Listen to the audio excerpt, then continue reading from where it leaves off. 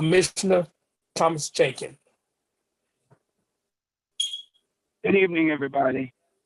Our Father, who art in heaven, hallowed be thy name, thy kingdom come. O Lord, let your will be done on earth as it is done in heaven. Give us this day our daily bread. Forgive us our debt as we forgive our debtors. Lead us not, my Father, into no temptation, but deliver us from all things like sin and evil. This evening, Heavenly Father, we come thanking you for your many blessings. We thank you for this day. Father God, we ask you to please continue us to bless us under your blood. Bless each one commissioners and their family one to another. Please bless Lisa and her staff. Father God, we ask you to smile your Jehovah blessing upon this fine country in which we live. Father God, we ask that you bless and look over those who had tragedy in the storm that passed through about a month ago. Father God, only you know, only you can heal, only you can save. These blessings we ask in Jesus' name. Amen. Amen. I pledge allegiance to the flag of the United States of America and to the to republic which it stands, one nation, one nation under God, under God, indivisible, indivisible, with liberty and justice for all. for all. I apologize. I'm cutting out. My phone's cutting in and out, so I apologize for that. We'd like to thank Mr. Jenkins for the prayer and the pledge of allegiance. This time, we need a motion to approve the agenda for this afternoon. So moved. Second, Who's that motion by? Me. Or Commissioner Mr. Jenkins, Wade? second. Motion made. Second by Mr. Rappaport. yes. Ready for question? Hearing none, all in favor of such motion, let it known by saying aye. Aye. Aye. Any opposers by the same sign? Okay, the motion is carried unanimously. The next thing on our agenda, we like to approve the minutes of our September 13 meeting. What are your pledges? Commissioner Jenkins, so moved, Mr. Chairman, that we approve the minutes from the meeting. Second. Okay, a motion by Mr. Jenkins. Here, second. Second. Okay, second by Mr. Wade. Ready for question? Hearing none, all in favor of such motion, let it know by saying aye. Aye. Aye. Any opposers, let it know by the same sign. I will abstain, Chairman. Okay, I was not present at the meeting. one sustained. Yeah. One sustained. So the motion is carried.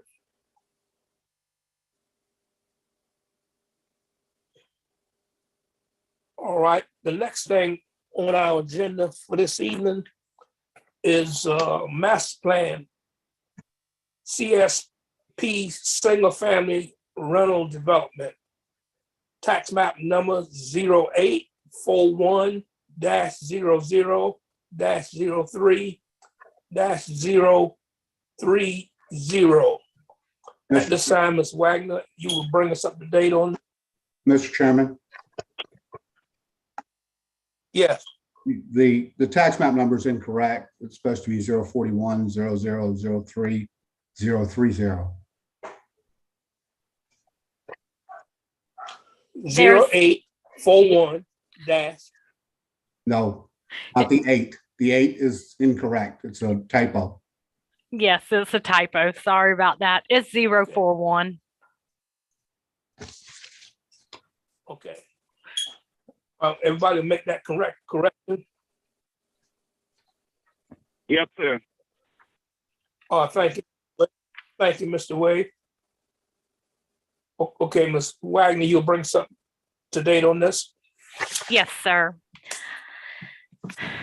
Conduit Street Partners request approval of a master plan for CSP single family rental development. The master plan has been developed in accordance with the CSP Plan Development District, CSP Development Agreement, and the concept plan, which was all approved by Jasper County Council on June 27, 2022. A master plan is for the overall utilization of a particular area, including allocation of land uses and infrastructure. This master plan is located on 38.48 acre tract located along Independence Boulevard, which is Highway 278. The master plan shows 275 single-family residential rental units, with 180 units being detached and 95 units being attached. The community open space includes a community park, a clubhouse with a pool, playground, pickleball court, and an event space. The master plan anticipates 135 units being constructed by the end of 2024, with the remaining units being constructed by the end of 2025. The master plan for CSP was prepared in accordance with Article 8, 1.10 of the Jasper County zoning ordinance, which is outlined in your staff report.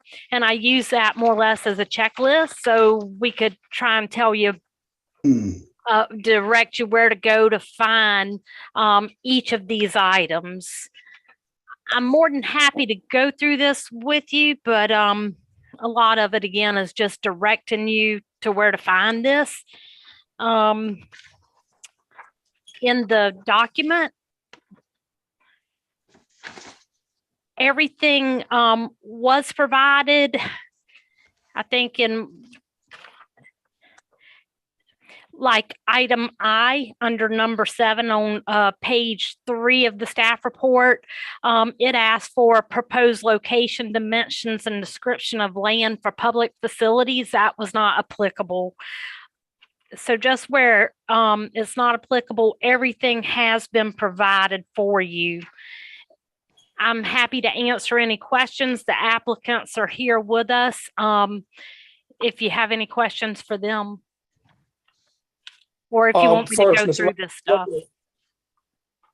First, Ms. Lang, what we'll do, let the applicant identify themselves and give us an open preview. Then we'll entertain questions from the commissioners. Am I on? Yep. Good evening, commissioners. My name is Peter Zadaretsky. I am the principal partner in Conduit Street Partners. We first met in March of this year when you were kind enough to have the hearing for our concept plan and PDD application, and appreciate your support then, and hopefully your support again this time around. My main offices are located in Annapolis, Maryland. Although I do spend a lot of time down in this neck of the woods, and principally on this on our planning for this single family rental community here in Jasper County. This evening, I thought I'd just introduce to you members of my team.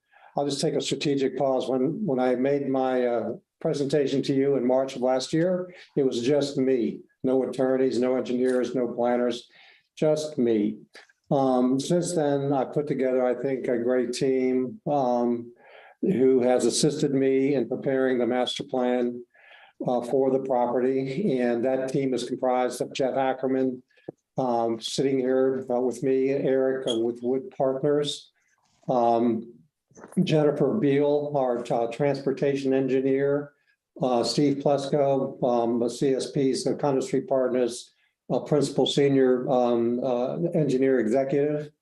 And also joining me this evening are my contemplated home builder for the homes, members of the super regional building group called Stanley Martin. And with Stanley Martin this evening is their landscape engineer / planner, Charles Hamilton, and their land group, Roger Hunt and Josh Wagner. We did our very best, and from standpoint of putting together, we think, the the informational materials at a minimum that were required by your code.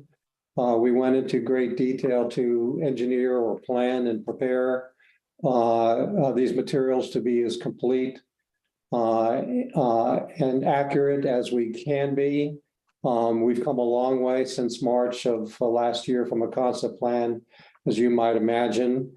There were a couple things on the table that that were discussed, and Commissioner Butler raised the issue of some environmental, but also archaeological work, as well as other members of your commission wanting to know the outcome and analysis of our traffic analysis, and thus Jennifer Beal. Again, big picture with all those things, I'll just go immediately to them. Soon, we did in our concept plan submission submit a letter from our archaeological group that said there was nothing on property that required any preservation, protection, or restoration. And that was followed up by a detailed phase 2 archaeological report, which I submitted to Lisa Wagner's office shortly after the hearing, because it was a work in progress. It just wasn't complete at the time of the concept plan public hearing, but you now have it of record in Jasper County. And again, just to reinforce that after a phase 2, which means they actually physically went into the field to do exploratory work and laboratory testing in laboratories of things they observed in the field.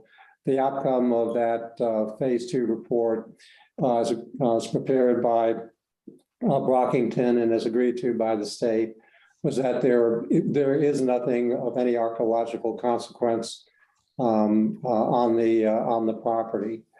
The other thing was that we talked about was traffic. Naturally, it is an issue, I guess, with all new developments in Jasper County and in this part of the world as well.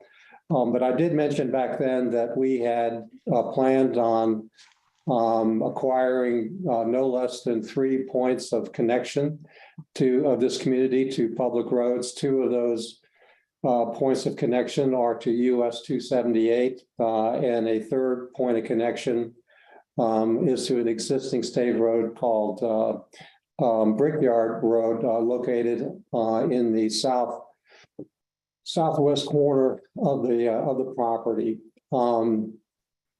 And as a footnote to the US 278 connections, those connections are identified on my plan because in large part, they were planned by the state when they built the road, built the highway. They had anticipated connections to properties both to the north and to the south of my property at these locations where we presently show our entrances and off of 278. And the state has confirmed all of this. And Jennifer Beal of Beal Engineering submitted her detailed traffic impact analysis, which is included in the packet that you have to the state Department of Transportation. It has been reviewed and it has been approved, and they have approved all of the back then when we first met, contemplated points of connection, the 2 points on US 278 and the connection to existing Brickyard Road. Certain minor improvements will be required to US 278, sort of the customary suspects. Deceleration lanes from the westbound lanes of 278 for people to decel off of a through lane on to make a right-hand turn into the property. And we have a center entrance of the property that permits both a turn to the right to go westbound on 278, as well as to go across and to the center median, which where there exists an existing median break to make a left-hand turn to head east on US 278. On the east end of the property, there is also an entrance on 278, but it's just a right in, right out. It's located there because immediately at that location is another median break in the US 278 highway. But we only anticipated and we only have planned now for a right in, right out at the east entrance to the property. Brickyard Road is an existing state road. It's a paved road, open section. There are pictures of all of these roads in your packet in case you have an interest to see what these roads look like. But Brickyard Road is an existing paved road, open section, swales on each side of the road. And our next door neighbor to the west is the prime self-storage, which it has access to and has frontage on Brickyard Road, but also not shown on the master plan, but immediately off the west end of the property on Brickyard Road is a Brickyard Road connection to US 278 with a median break for allowing full movements both east and west on 278. So unlike our neighbors, Margaritaville, which has a few thousand units, and Hilton Head Lakes North, which has a few thousand units planned and approved, those two communities have a single entrance for each of them, sharing a single point of connectivity to US 278. But big picture, we've stuck to essentially to the spirit and basic design of the original concept plan that you approved. There's really not much difference other than by virtue of the engineering. We got into a level of detail that essentially told us how big our stormwater management ponds needed to be and things to that effect. So you can see the initial engineering of the stormwater management that has resulted in the water features that you see on property. And four of those water features, the two ponds at the main entrance and the two big triangular ponds to the left and to the right of the park area, those are going to be walled stormwater management ponds. They're not where that you slope down to the water. They'll be walled, and there'll be pedestrian paths around the stormwater management, those particular stormwater management ponds, and likely at the entrances we'll have water features as well. The units themselves, again, we were approved through the PDD zoning for a maximum of 275 units. And the master plan shows 275 units, of which, as Lisa mentioned, 180 are single family detached and 95 are townhouse units. All of the single family detached units have garages. Eric, you correct me if I'm wrong. Have garages, and the townhouses are a mix of garage townhouses and non-garage townhouses, and the garages range from one car garage to 2 car garages, and essentially everybody that has a garage has a driveway on which they can park as well.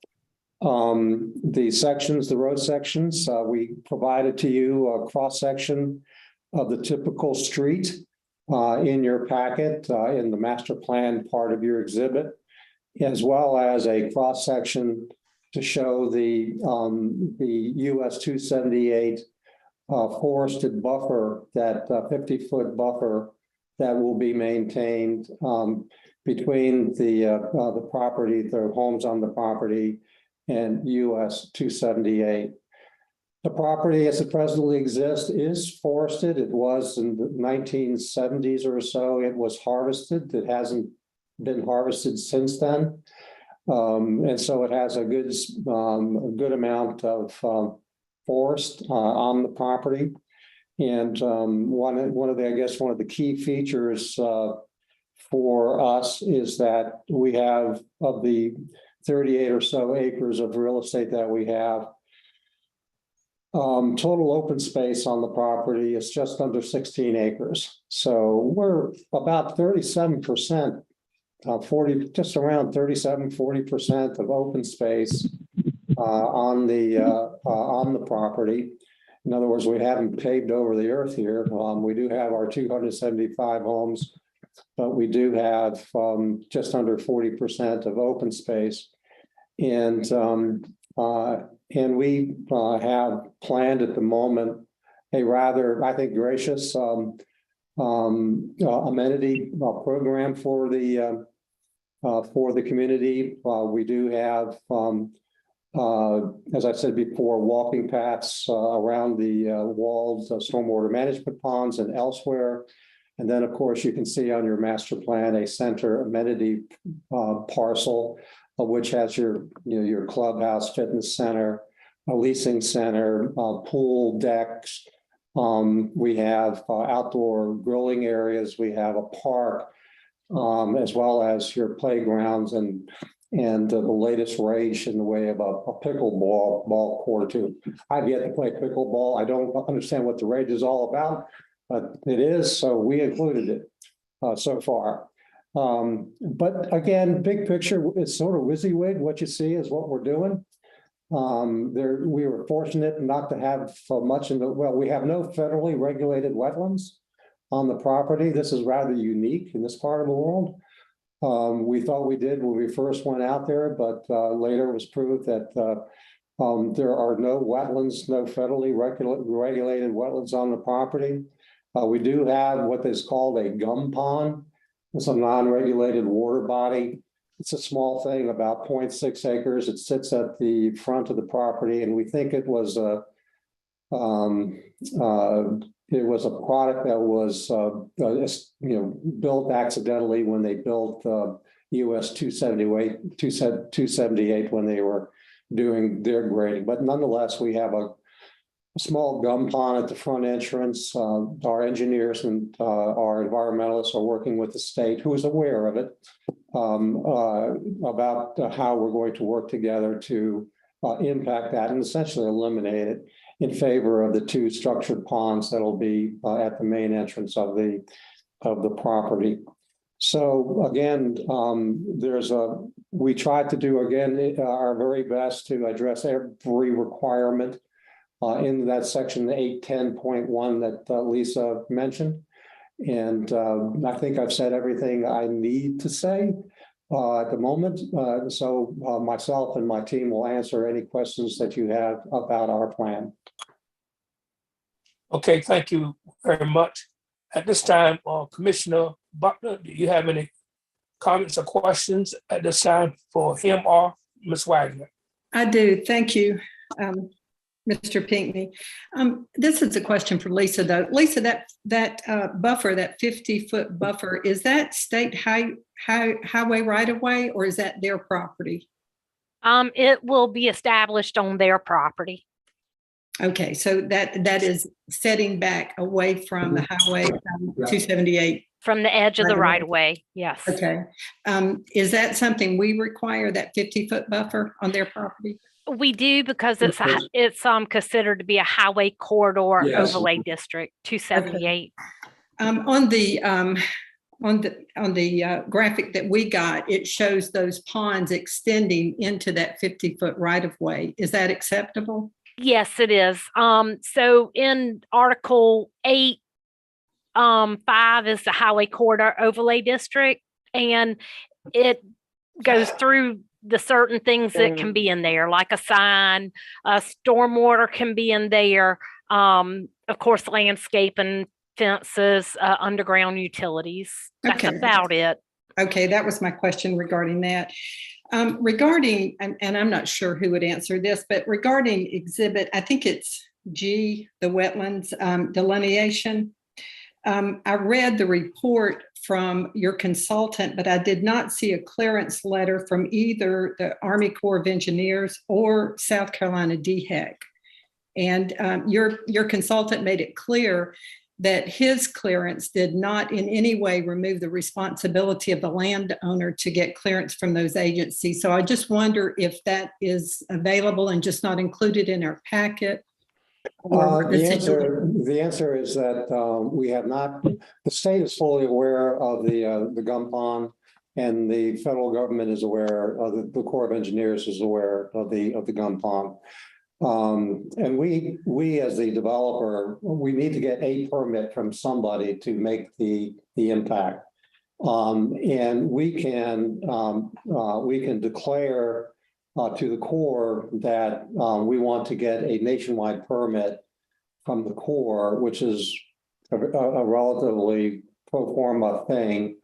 And that, by virtue of that turnaround on the Corps, that would allow us to go ahead as well, to impact the gum pond. But it's really not in their jurisdiction. They have nothing to say about it, but we can volunteer it. Just for the purposes of acquiring a permit. The alternative, the other option for us is to work through the state and the Jeff, OCRM in the land disturbance permit process to get the appropriate approvals to impact the gum pond. But that's part of the detailed permitting and engineering part. And so that permitting process to get those to disturb that pond, essentially substitute the new pond for the gum, to substitute our new ponds for a gum pond, is what we're anticipating. In the state DOT is always aware of, because we brought it to their attention in both cases, of our plans to do so. Okay, but it was my understanding from what I read in the information you presented that it's actually DHEC that has to give their seal of approval. Is that not correct? Ms. Butler, that we can actually do it one of two ways. We can, currently the determination is that wetland is not regulated by the Corps of Engineers. Right. So if we go down that path, what we'll end up doing is, as we develop the detailed engineering drawings and start making our submittals for the land disturbance permit, that permit would be issued by the state. It would be issued by DHEC's Office of Ocean and Coastal Resource Management's office. Now, there's another process that could eventually be done. That process is to not ask the Corps to determine jurisdiction and to go ahead and basically concede that the wetland area is jurisdictional at the Corps level, even though we know it's not. And then we could proceed through the Corps to get a nationwide permit. It's 6-1, half dozen, and it's a process that will certainly be vetted as we move forward with detailed engineering drawings.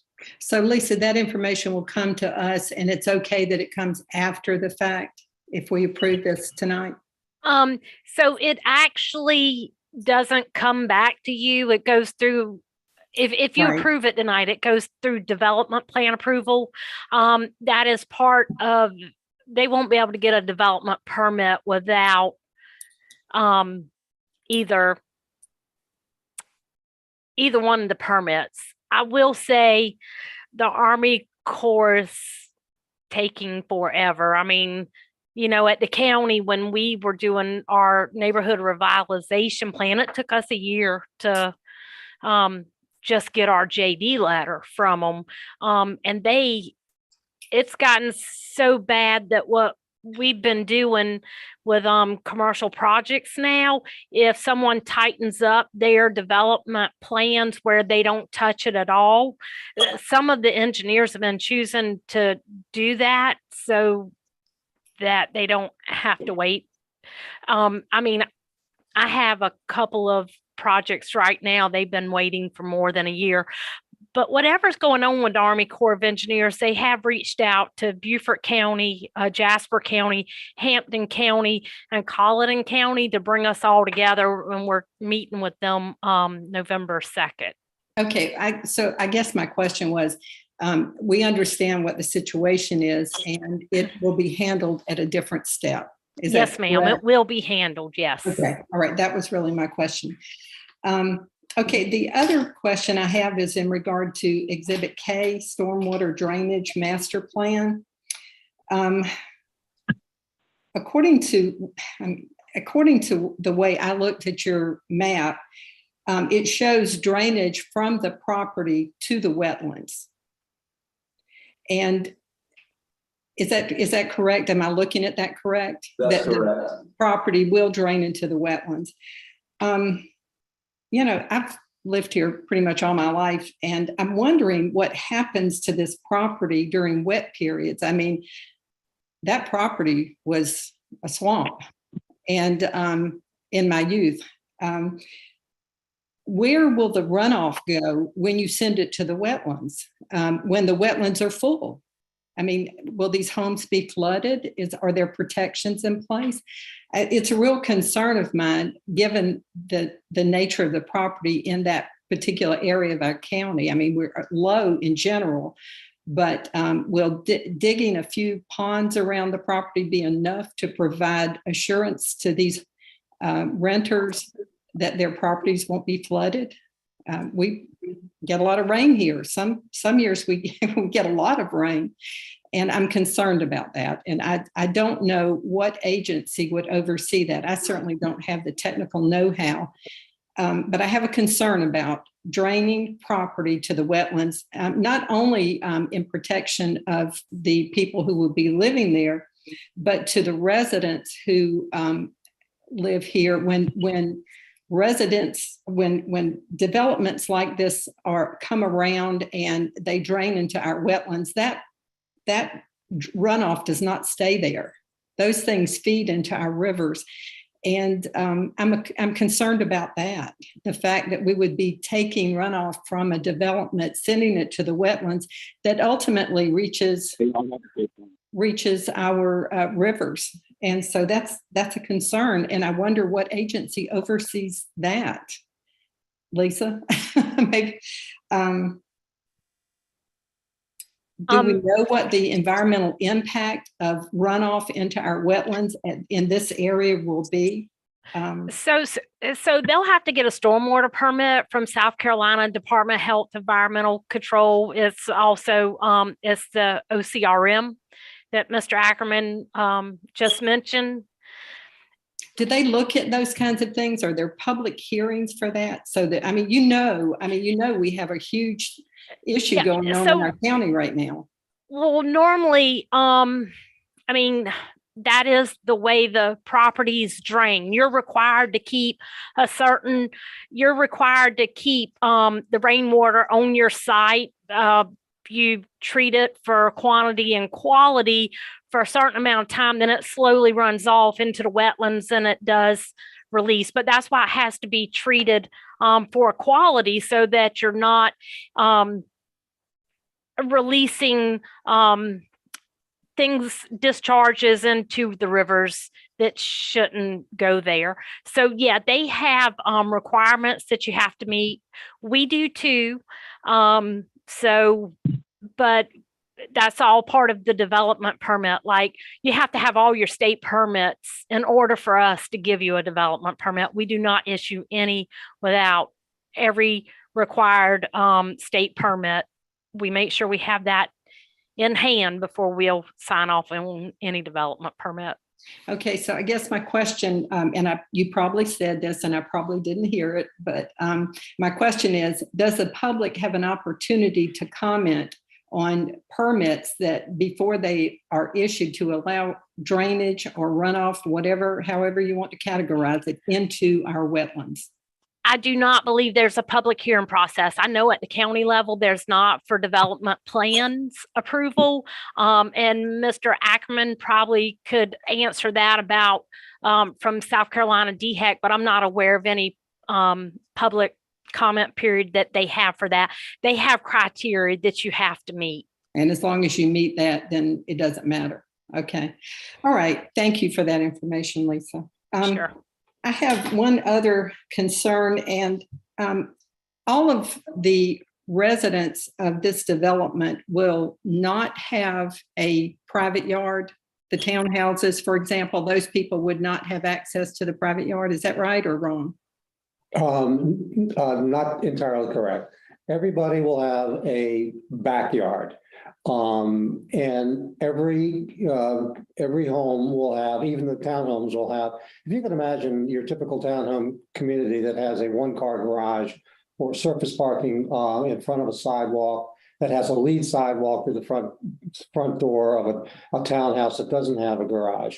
So there'll be a small, for those townhouses, by way of example, that do not have garages, there'll be a parking space out in front of their home as part of a parking lot per se. There'll be a sidewalk, and then there'll be a lead walk from the sidewalk to their front door. And so between the back face of the sidewalk to the front face of the home will be a small front yard. Every home will have a backyard. The way that we designed this, or my criteria for designing it, the minimum backyard depth was 15 feet or 20 feet for the houses. But you can see by way of example, where you look at the townhouses on the east side of the property, Commissioner Butler, townhouses that have garages and townhouses that don't have garages are backing up to the natural area where they have their small backyard, but they've got 100 acres or so of wetlands and forests behind them. To the front of them, on the other side of the street, the garage townhouses have their backyard, but also their backyard is also over, has a view shed, if you will, over the structured walled stormwater management pond. We did our very best to give everybody a place, to have a yard. And so that's the whole idea about having, the single family rental community in the first place, unlike a, garden apartment or these modern wrap type apartment buildings where you have, stacked boxes. And the only yard you have is wherever you can find it outside of your apartment. Here, the intent was to give everybody a yard.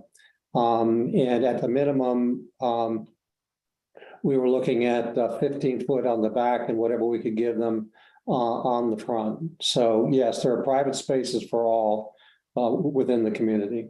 Okay, I noticed I'm sorry, but I didn't make a note of what map it was, but it said on the, that the plan, that it was conceptual and subject to change. And that could have been the storm one. I'm not really sure, but I was curious about that in regard to, I was really pleased to see that you have a place for children. I guess the playground is for children, and a dog park for those who have animals. And I hope that that your plan will provide adequate space for both children and people who are pet owners to walk their animals. It's unfortunate, but some of the things we've seen don't always take that into consideration. So thank you for doing that. And please make sure that it's adequate for folks to live in a nice place and have those things available to them. Thank you so much for your patience in answering my questions. Thank you, Mr. Pinckney. Mr. Art.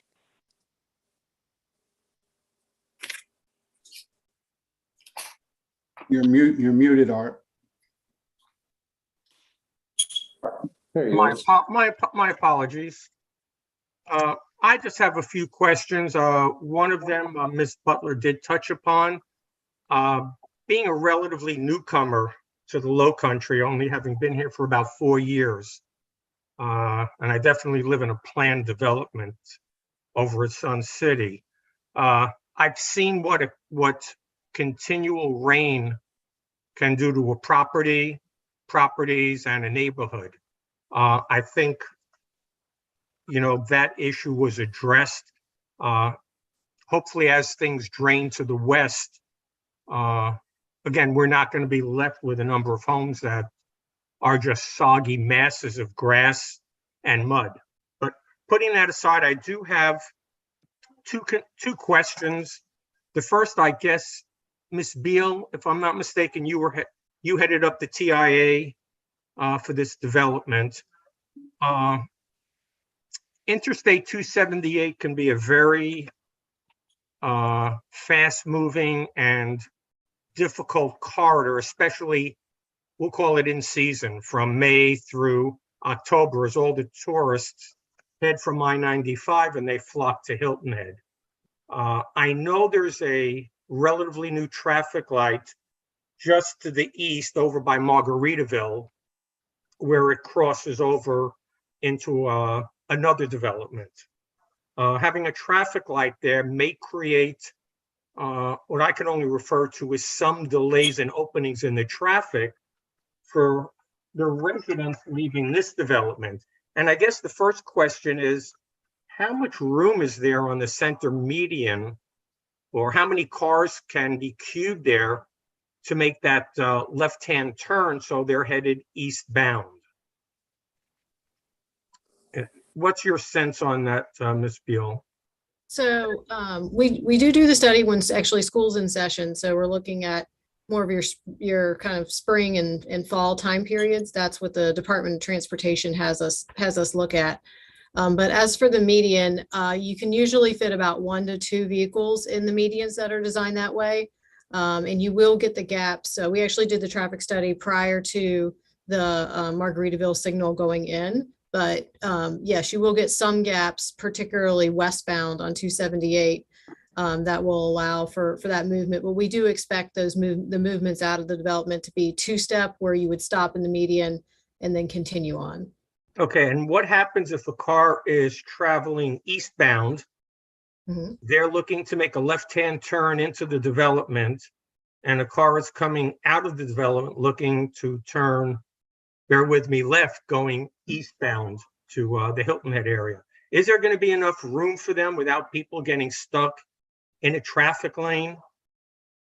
Or is this going to be, just wait and see, and what eventually will become a dangerous intersection? Well, the situation you're talking about happens, every day with how they're designed. The intersection would be designed to DOT standards that, minimizes that. But there may be sometimes, as they are with any similar intersections, where there'd be somebody wanting to make a left and then also somebody turning out. But that's pretty common on South Carolina roadways for unsignalized intersections. Okay. And I assume there's no chance to have any type of flashing yellow light or something there, especially when school buses are entering or leaving that development? Can that be looked into? I wouldn't want to be on a school bus, when people are headed to Hilton Head for vacation, and all of a sudden, someone speeds up going westbound, and all of a sudden there's a problem. We can, we don't control, the developer or really even the DOT control how the school district routes their buses. Mm-hmm. However, I'm happy to ask the Department of Transportation if they would consider a flashing light. They're not super common on South Carolina roadways these days, but that's something that we can ask them, and that would really be their decision on whether or not they would like to apply it. Right, and the reason I ask is that I'm very familiar with what happens on I-278, just a little bit further east, over at the entrances on Sun City, and I know what happens on I-170. And if a week goes by where there aren't 2 or 3 vehicular accidents, it's a small miracle. So, whatever can be done will only help the residents of the community. And I don't want to beat this to death. Again, whatever can be done would be great. A general question, I don't know who to direct this to, and it comes up quite a bit. The PDDs do make a reference that developers shall endeavor to include some component for affordable housing. Has any of that been looked at? And I think I may have mentioned this when we first met back in March of this year. Right, and the answer, there is no designated, as you would, sort of government subsidized or regulated affordable housing in this community, and we talked about this, I think, when we first presented the community back in March. But the way that I look at SFR communities, I call them market rate affordable communities, because typically the people that want to be in these houses are people that cannot generally, okay, and a good percentage of them cannot afford, cannot qualify to buy a house. On average, it probably these days, it probably costs between $1,000 to $1,500 more to own a house as opposed to rent a house. So so people, especially now with, you have sort of the headwinds that we're all experiencing nationwide with respect to inflation and rising interest rates. When we were talking a year ago, interest rates were what, 2.5%? And they're now north of 6% for mortgages. Inflation was 2%, and now it's between 7 and 9, depending on what things you're looking at to include to come up with your inflationary percentage. But the long and short of it is that the universe of qualified buyers for your median price home has contracted. And there are options now, even with the and given the bulk of the largest segment of the population is the aging millennials now, who are in their mid-30s going on 40s, who are living in those garden multifamily apartment boxes with their one or two children. But the long and short, to get back to your question, the build to rent single family rental communities are those options, those market rate affordable options for providing a single family home to those that segment of the population that cannot afford, to buy a home or qualify to buy a home. And again, that's not the only segment of the population, because you have your renters by choice. You have those that are in transit, or somebody that's renting a home here because the home in Hilton Head Lakes North is taking a year or longer to deliver for them, and they've retired to this part of the world or what have you. But I believe when you begin to really delve into the performance of these types of communities, they provide, and I keep using the word, that market rate affordable option for someone that wants to live in a home. Sure. Understood. I appreciate it. Thank you very much. And it just, in general, just looks like a wonderful development. So, well, I appreciate it very much. Thank you. That being said, Mr. Pinckney, I'm finished. Okay, Ms. Ferguson. Thank you, Chairman Pinckney. I think that Commissioner Butler has covered most of what I would be concerned with, and that's the wetlands. And then also Mr. Rothenberg, who spoke about the affordable housing, which is a big issue in this area today. So I don't have any additional questions at this time. Thank you. Okay, thank you, Mr. Wade. Thank you, Mr. Chairman. First off, Lisa, what's going to happen as far as impact fees are concerned? I know the county's supposed to be looking into that. And is this development going to actually have to pay those impact fees? And to that question, how is this going to be permitted? In other words, if this is not cut out lots, this is one entity, how are you going to permit each structure is my question. And is each structure going to have those impact fees? So yes, they're not the impact fees we've been talking about. They're the developer agreement fees. That was covered in the development agreement.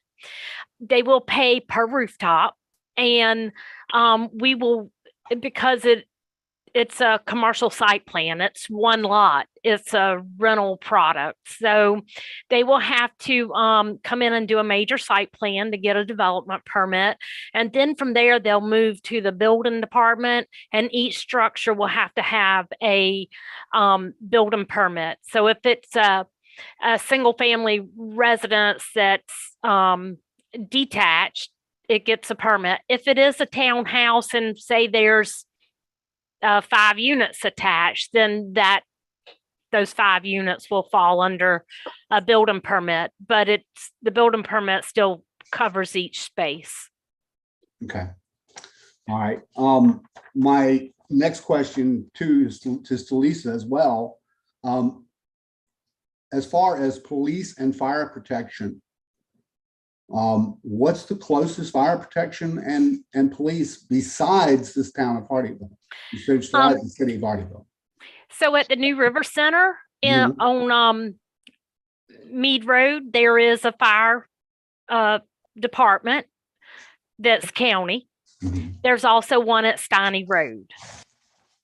So really, we're just as close as Hardyville. And police? Police, our sheriff's department patrols all of the county. So right. It's a big county. So yeah. But they have, and what I mean by that, they have officers that are in Ridgeland, but at the same time, they have officers that are in the Hardyville area.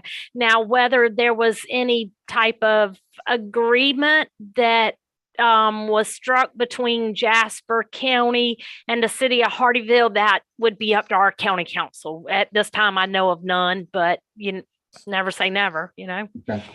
All right. My next question is for the developer. You kind of touched on a little bit of the deceleration lane, but really these plans are not really showing any. Are we going to have a deceleration lane for the? I'll let Jennifer, the answer is yes, and I'll let Jennifer Beal respond in detail. Okay. Yes, there'll be a deceleration lane at the eastmost right in, right out driveway. So the one closest to Hilton, I guess going, if you're leaving kind of Hilton Head and going towards 95, right turn lane, deceleration right turn lane. And then the second access will also have one. So there'll be 2. There will not be one at Brickyard, which is the way to the third access as Peter described. Okay. But the plans just kind of doesn't show that. So I wasn't quite sure whether or not we were going to have one or not. Also to the rear of the property, to the west and what would that be, northwest corner of the property, there's like I don't know what you would call it, a spur is what I would call it. It's just kind of sticking out there. It looks like it may be going to something, but hammerhead. I don't know what it's for. Yeah. That's a fire truck turnaround. Okay. Okay. All right. Okay. That's the only questions I had. I do want to say that I do appreciate the developer going through as much work as he did to give us as much information as possible. It makes our job very much easier. Thank you. Thank you. Thank you, Mr. Chairman. Okay, thank you, Mr. Wade. Mr. Jenkins, you said, Mr. Chairman? Yes. Good evening, Commissioners. Mr. Chairman, I would just like to switch to something else for a few minutes. Mr. Ackerman, I may sound like a broken record, but can you explain how the project of this size would benefit the citizen of Jasper County? This is a big unit, 275 single family resident unit.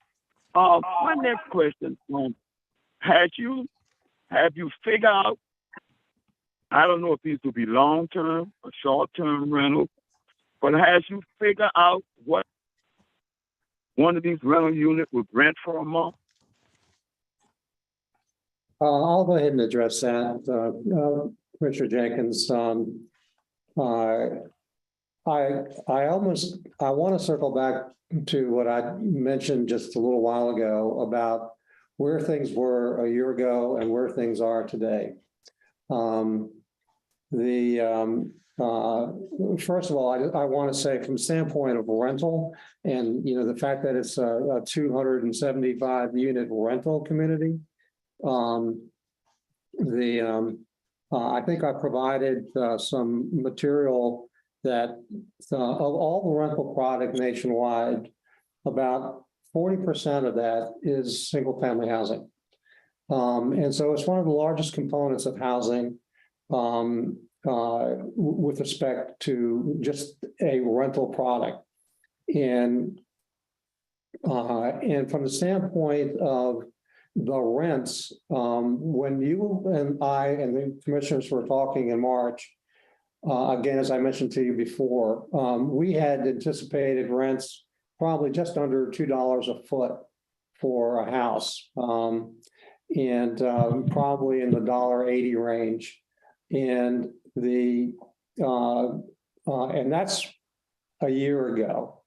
And whether it be a for rent house or a for sale house, back then the cost of, I just want to get to where I'm going. We want to make this, before I get into a little bit of detail on costs and how that relates to pricing, the biggest movement afoot, okay, ever since the headwinds that we've experienced in inflation and in interest rates, has been a move of housing to rental. Okay, rental housing, because as I said before, it's the most market rate affordable housing available.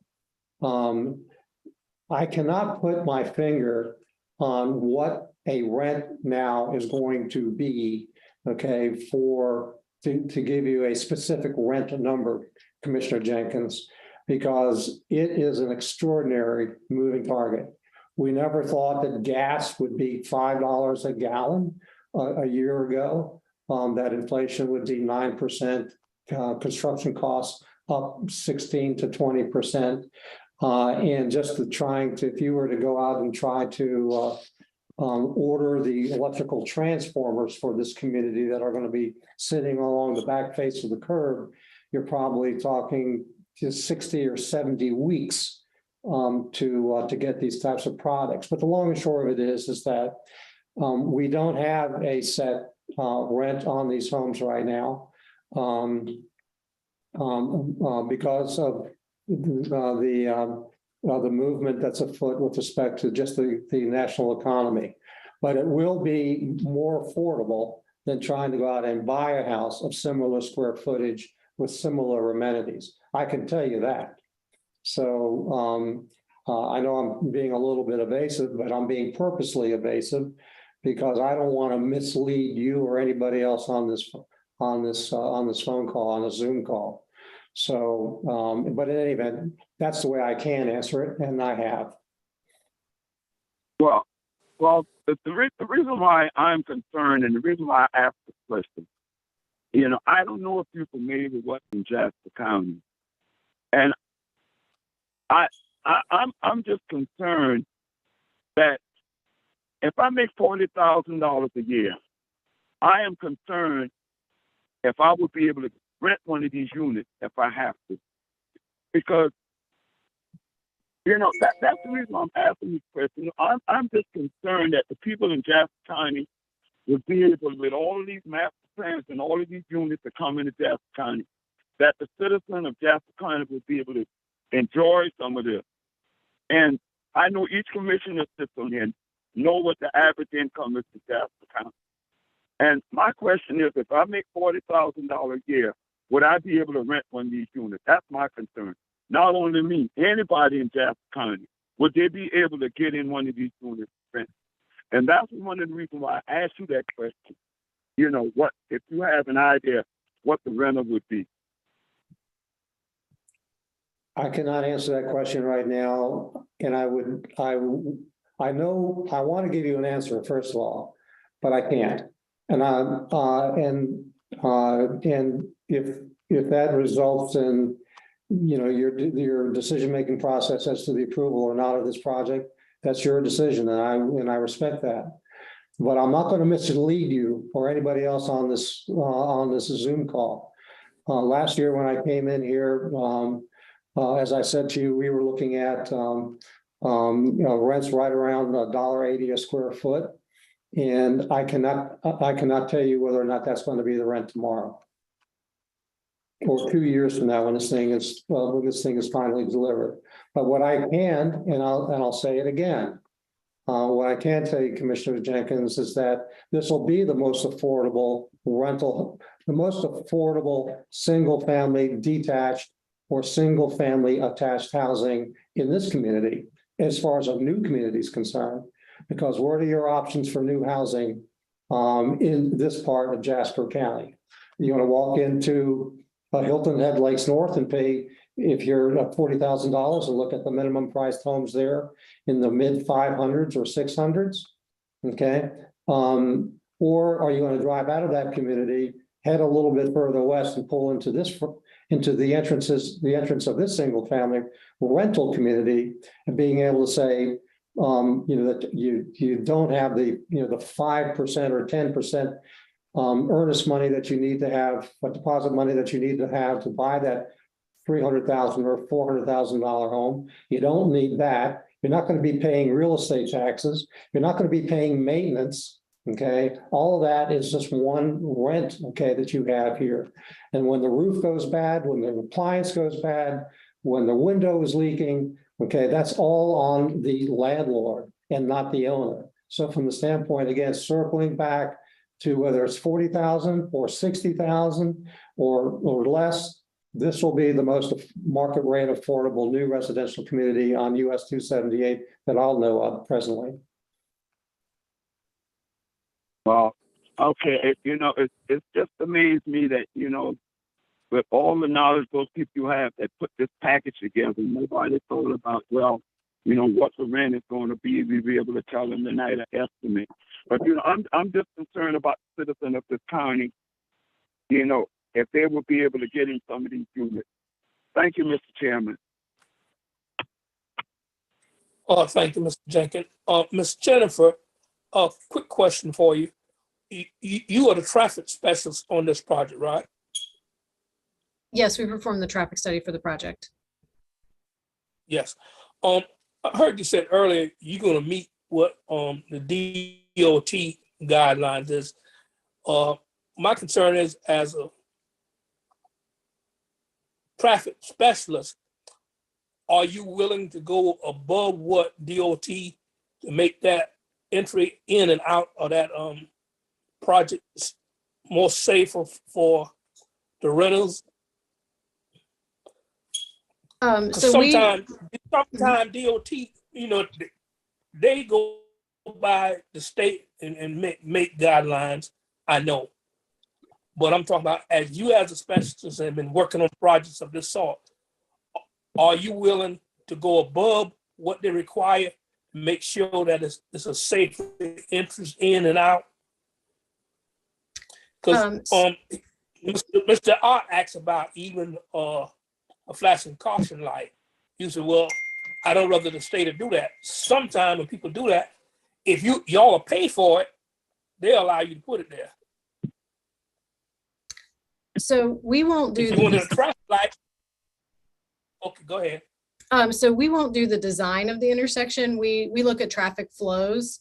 There's other folks that will look at the actual design of the intersection. So I think that's probably you, Jeff, if you want to jump in towards the end here. But we can ask the Department of Transportation does control what happens to their roadways and what the designs are and everything. And we can ask them about putting up it'd be probably a flashing beacon, is what Mr. Art was talking about. But it is in their purview to approve or not approve that.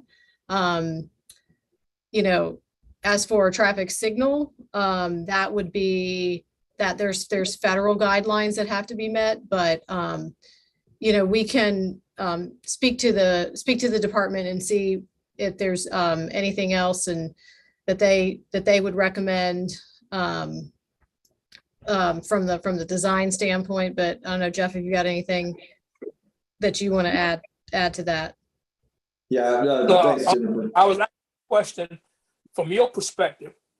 I know DOT have guidelines that the minimum that you have to meet. But as an expert in your field, if you feel that everything that they're asking is not enough, would you recommend more to make sure it's a safe entry in and out? Because I look at your project, I think a lot of detail, a lot of work was put into it. I think it's a good package. But as Dr. Butler said, living in this area and knowing 278, that's going to put a much heavier burden on 278 than it is already there already. So, in an expert opinion, you might see something that could make the burden not so hard on that entering in and out of that project. Commissioner Bigney, I'm gonna go ahead and respond. I'm gonna just go ahead and say right now, we are not going to build or design anything that is unsafe. If a minimum standard in our mind is going to make something unsafe, I've been in this land. I've been in the land investment and development business too long, 40 years plus.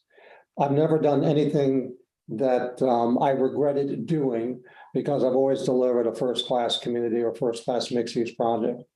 In working with the state, as Jennifer said, they're the benevolent czar. They're the ones that are really going to dictate what we can and cannot do. But I can make a commitment to you and the commissioners in the Jasper County. We're not going to do anything that's unsafe. I'm not going to allow that to happen. And if it can be made safer within reason, okay, it will happen. But also, I don't want to lose sight of the forest of the trees, that I'm not the only guy that will be accessing this highway at this location. Just like with Margaritaville and Hilton Head Lakes North, okay, the couple thousand units of Margaritaville and the few hundred going on 1,000, I guess, or so in Hilton Head Lakes North. Each of those communities had one entrance to 278 without a traffic light. Okay. And as I mentioned to the council people, one of the significant benefits that make this a safer community from the standpoint of road access is that we have 3 points of access. You have the ability to make a decision where you want to go, how you want to get in or out, and even whether or not you want to use 278 or not, as opposed to Margaritaville and Hilton Head Lakes North. And in the future, and as we speak, okay, the property on the other side of this highway, it's called the Morgan Tract, and a portion of also across from my eastern entrance, the right in, right out entrance, is a part of Margaritaville. The Morgan Tract is an approved PDD, an old one, that is being studied now for a new and revised PDD. The Morgan Tract is maybe a few thousand acres. It's supposed to be like the next Margaritaville, the next, few thousand unit thing. Margaritaville's planning their 70-acre retail center on the other side. Okay, and when those things happen, when and if they happen, but they're going to happen. Okay, they're not going to allow those things to happen without significant additional road improvements, including the requirements that will likely be imposed on them to provide signalization. I don't have a Swami hat. I don't have a crystal ball. But 40 years of doing this and being in the business, if and when those types of projects come on board, they will highly likely warrant the improvements to these median cuts, which likely would include, as was in the case with Margaritaville and with the Hilton Head Lakes North. They will trip warrants to likely require a signal. Thank you, but you answered my question in the first sentence you made, that you was willing to do anything to make sure it's safe due to the fact, even if DOT didn't require you. I think within reason, I'm not going to, from the standpoint of putting in a traffic signal, I'm not going to say that I'm going to volunteer to put in a traffic signal. okay, at this time, because of the amount of traffic activity with my three entrances will not warrant, and Jennifer can jump in, the state won't let me do that. Okay, well, because there are certain tests that the state or the federal government, Jennifer, I'll let you pipe in to clarify. They just don't let people put traffic signals wherever you want a traffic signal. So Jennifer, can you help explain how that is undertaken? Yeah, so the federal Yeah, highway. I understand. I understand how that works. Okay. My question was answered. Thank you very much. Any other commissioners have any questions or comments at this time? Yeah. Mr. Chairman, I just, Commissioner Jenkins, I have a comment, please. Yeah, go ahead, Mr. Jenkins. I might. Mr. Chairman, this is just how I feel. You know, I feel as a member of the Jasper County Planning Commission, I feel that we owe it to the citizens of Jasper County that when all these upscale communities come into our county, that there should be some incentive for the citizen of Jasper County to live in, regardless of our income. I don't care if you call it low-income housing, subsidized housing, or affordable housing. And that was my only reason for asking that question. I think we owe it to the citizens of this county that when these upscale communities are coming to our county, we as commissioners, we should make sure that our citizens, we know what they may be able to enjoy some of these subsidies and the living from these places and coming to the county. And that was the reason why I asked the doctor that question that he could not answer. Thank you. Mr. Chairman, Any other questions or comments? Mr. Chairman, Yes. I only have one follow-up. Yeah, Mr. question. Wade. I only have one follow-up question. Do you plan on gating the community? At the moment, no.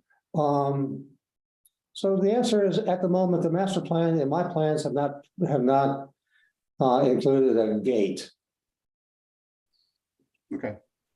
Thank you, Mr. Chairman. That's all I have.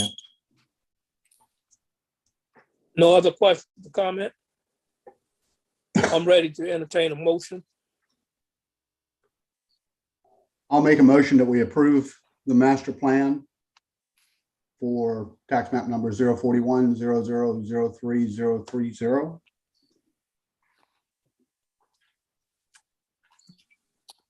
Okay, you've heard the motion. Do I hear a second? You're muted, Art. I'll second Mr. Pinkney. A motion has been made by Mr. Wade, second by Mr. Hart. Ready for question? Hearing none, all in favor of such motion, let it known by sign of aye. Aye. Aye. Any opposers by the same sign? Hearing none, the motion is carried unanimously. We thank you all very much, and we hope you have a successful project. And we thank you. Thank you very much.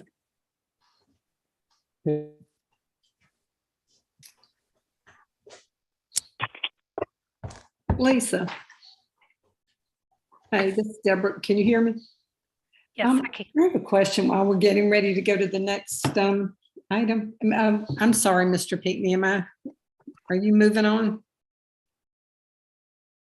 Yes. Okay, I'll ask you at the end of the meeting. The next thing on the agenda is the master plan for Center Point storage. A portion of tax map number 081-00-03-019. Ms. Wagner, you could bring us up to date on this master plan. Yes, sir. Bowling Green Capital LLC, they request approval of a master plan for a 2-story self-storage building to be developed within the Center Point Development District. which was approved by Jasper County Council on August 19, 2008. This master plan has been developed in accordance with the Centerpoint PDD standards and the concept plan and the Centerpoint development agreement. A master plan, well, it's a more refined plan of the concept plan and focuses more on just an area. This master plan anticipates development of approximately a 4-acre tract for a single lot commercial development and construction of a road which will serve the development. The 2-story self-storage building consists of 86,236 square feet. Normally, you would not see a master plan this small. Usually you think of 10 acres or more, but because there's not been a master plan approval, except for the single sites that have been done thus far, like the Carolina Hospice, they're required to go through this. And again, just like the last one in your staff report, I put all the requirements of Article 8.1.10, which are the master plan submittal requirements in your staff report, and used it as a checklist. And they have provided everything that is required by that, except for like 2 items that weren't applicable, just like that. Like the last one you just saw, it was number 7 on page 2, item C, where to ask for survey line delineating the extent of any special purpose, any special district boundary on the development. And in this case, there is no special purpose district there. And then number I on page 3 of the staff report, where it talks about any location or dimensions and description of lands for public facilities, because that's not applicable either. Everything else has been provided. The applicant is here, so I'm happy to answer any questions, and I'm sure the applicant is too. Well, let's let the applicant identify itself and Sure. give an opening statement.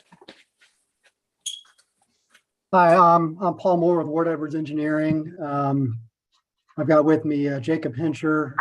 He is a designer on our team, and the developer rep, Dan Canoe.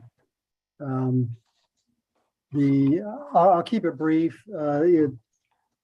As Lisa mentioned, this is a fairly simple project and a small project that is a small portion of the Centerpoint PDD. From which the John Paul Catholic School has been developed, and the Caroline's Cottage Hospice. This project proposes just a mini storage on land that was dedicated or designated for commercial use within the PDD. Nearby uses include pro disposal and Frito-Lay. So this is a fairly compatible use with other commercial storage or industrial uses. The site is located across Highway 170 from Camp St. Mary's Road at a location identified as an access point for the Centerpoint PDD. So we're meeting the Highway 170 access management plan that was developed by Beaufort County, Jasper County, and DOT. We will provide on-site stormwater detention that will treat and control water for flood control and water quality. And we will not be impacting any natural resources or a good bit of wetlands on the property and surrounding it, but we're staying at least 100 feet away from any of those wetlands. That's the brief overview, and I'll be happy to answer any questions you may have. Okay, Mr. Wade. Mr. Chairman, can you come back to me? I'm still leafing through stuff. Mr. Hart. Thank you, Mr. Chairman. Mr. Moore, this project is on 3.77 acres. And as you mentioned, it's just one small cog in the wheel of a much larger project that you're endeavoring to undertake. When this is completed, or before this is completed, do you foresee starting any other development with the acreage that's part of your original PDD? Well, I'm not the owner of the property. I'm the civil engineer. I know I can't speak for everything he's got going on, but I do know he's talking with, some residential developments or developers for the back portions that front the Beaufort Jasper Water and Sewer Canal. So I know there's other things going on, but I don't know the nature of those and the timeline. Okay. The road servicing the self-storage will be what I call it'll be a new road or a continuation from the other side of what is it, Camp St. Mary's Road, correct? Yes, correct. And that will that be a signalized intersection, as I like to refer to it? Not at this time. So it so was it's not- identified in the master plan for a future signal, but DOT and federal standards require a certain number of trips before signal can be installed. This use is a very low traffic generation, about 100. Sure, less than 100 a day. Yes, so Okay, so this will not warrant a signal at this time. It'll take residential developments in the future to require. Okay, yeah, I just wanted clarification where it said proposed full access signalized intersection, that wasn't current, that was something that may or may not happen in the future. Correct, yeah, it may or may not happen in the future. Okay, does that mean that DOT has given approval for it, so it could happen in the future, or it's just there and doesn't really have any consequence? They have not given approval other than the highway access management plan that was developed by DOT and Jasper and Beaufort County together identified potential locations for signals so that they wouldn't be too close together. So it's identified as a potential location, but it has not been approved. Okay, yeah, I just needed some clarification on that, and you've given that to me. Will this building be totally fenced in? Dan, you want to address that? No, it will likely just have key code access at the entrance points of the building. Okay. Thank you very much, Mr. Pinckney. That's all I have right now. Okay, Mr. Jenkins? None, Mr. Chairman, none. Ms. Ferguson? Nothing at this time. Nothing at this time. Okay. Dr. Butler? Yeah, yes, thank you, Mr. Pinckney. One of the maps, I was trying to find it while I was listening to everyone else speak, but there are quite a few wetland areas identified on one of the maps that I looked at. But I was interested in one of the forms that included in your packet, and I guess it may be, it came from DHEC for stormwater discharges from construction activities. And Lisa, this is not the kind of permit that we were talking about earlier, right? This is just for the construction portion of their project. This is not the same form that you were anticipating receiving from the group that we just had. For you're referring to the DHEC that they provided. So, and if I think what you're talking about, they provided a cover letter showing where they made an application to DHEC. Is that correct? That might be it. It says notice of intent. So that would, yes. So they would be. Yes. So they have submitted the application. Of course, it is without a full set of plans, they can't get a DHEC permit, but our ordinance says they have to provide comments or response or show evidence. So they're providing the evidence that they've notified DHEC. I don't know. It's just extremely concerning to me, even more so than the previous, if it's possible. When we see that the water body information on this application, where this property drains and the potential implication. I know this is probably going to have limited impact. I assume, I mean, I make that assumption. I don't have any reason to really know that. But it's only a storage unit. Is that right? I mean, that's correct. Storage units. It's only a storage unit. Yes. Okay. And they can't, I mean, there couldn't be any other construction on that site other than a storage unit. Well, there's going to be a portion of a road to serve it as well. That was shown, you know, it's just basically a road in just to access the site. It's not a, like, as the property begins to develop more, then I'm sure the next developer will add on to that road, you know, instead of it being a burden of one person to provide it, unless Mr. Trask he's the owner of all the undeveloped properties in Center Point, and who knows, he might decide it's more attractive to put in the road. I mean, I can't speak for him. I'm just saying that. I don't know. But that is all that will be permitted at this time. Okay, so in terms of the Army Corps of Engineer permits, if this property falls under their permitting authority, as well as or DHEC, I don't see those things here. Did I miss them? No, you didn't. So Mr. Moore would probably have to give you any information about the U.S. Army Corps of Engineers, but that was the purpose in this. This cover letter they gave us was to show you that they have submitted the notice of intent to DHEC to let them know of this project. DHEC is not going to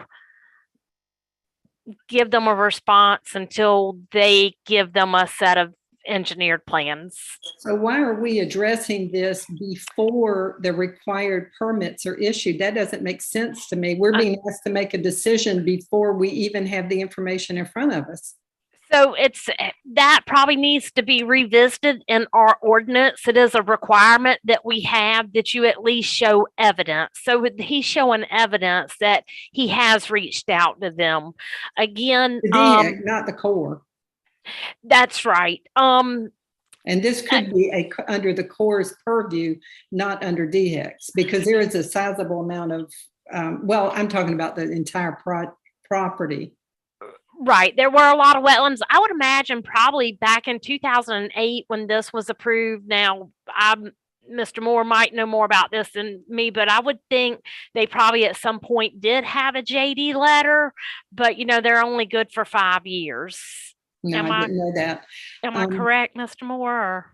Well, this one was done under what they call a preliminary jurisdictional determination, which does not expire.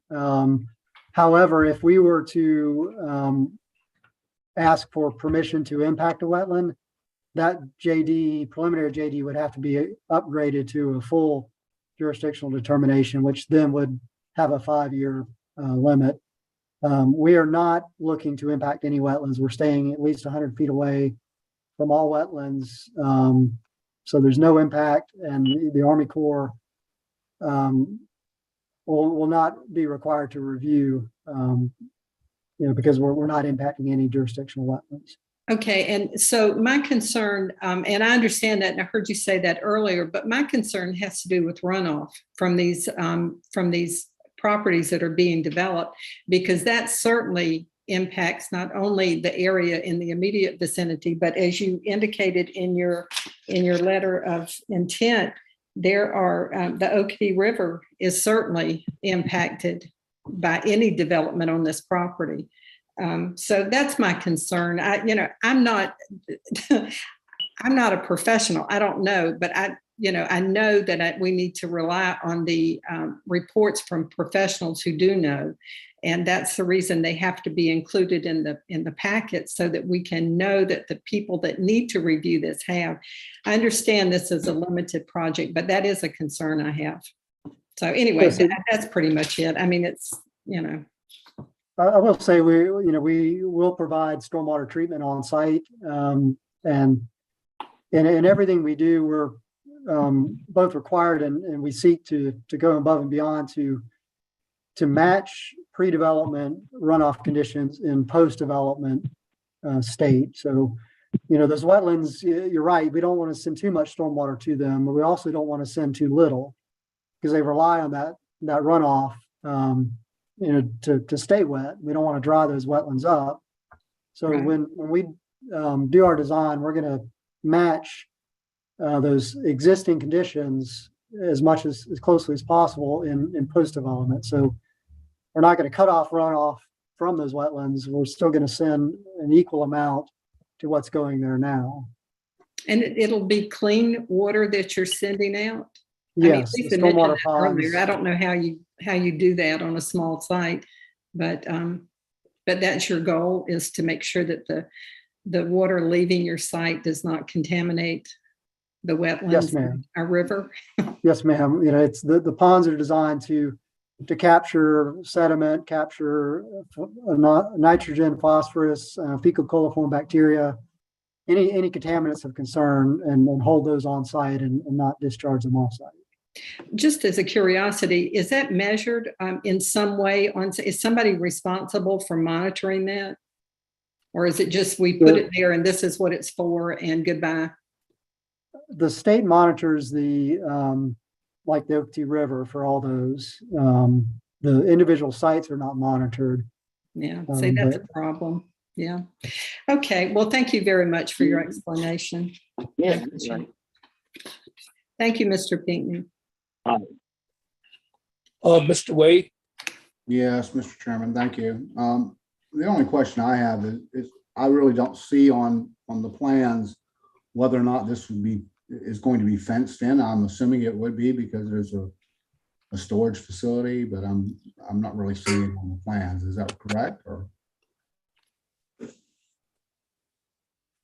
to answer your question, the trend now is to have a keypad or some means of unlocking or accessing the facility at the entrances themselves, rather than the kind of old model of the fenced off rows of garages. So that's what we anticipate. I see. Okay. Thank you. Thank you, Mr. Chairman. Okay. Are there any other questions or comments at this time? Mr. Pinckney, I'd just like to ask Lisa. Lisa, I pulled up the map. I'd really like to know how close this property is. I'm not sure is Snake Road close to their property?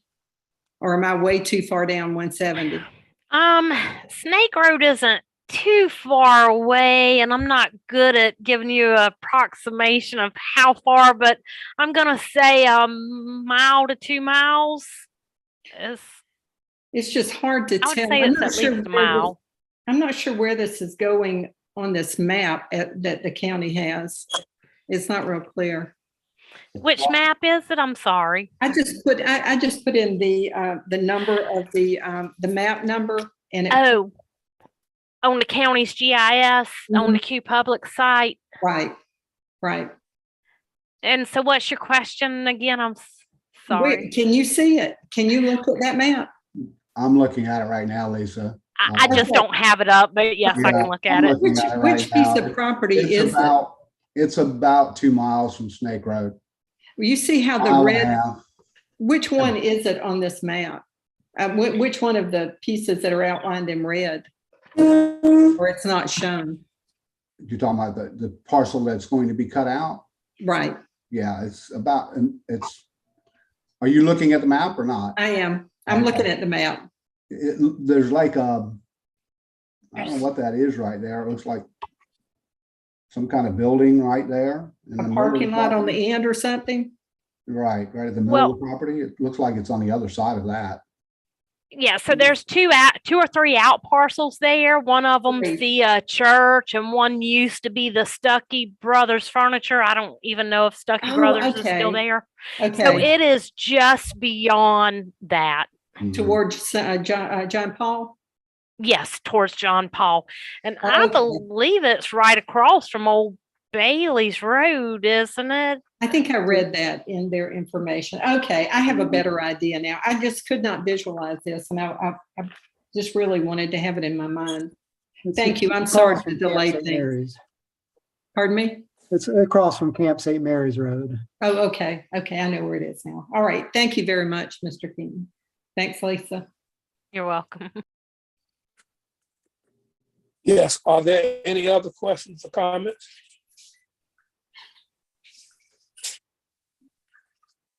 Hearing none, I'm ready to entertain a motion.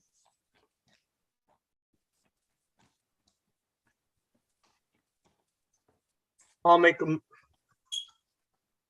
motion to approve the master plan for tax map number 081-00-03-019. I'm Mr. Jenkins, I second. Motion have been made by Mr. Art, second by Mr. Jenkins. Let me give that tax map number for the record.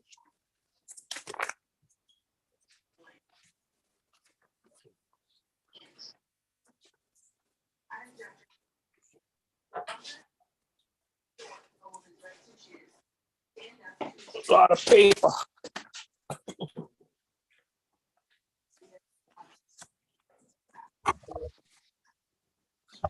Someone give me that map number because I've got so much paper here. Wait a minute.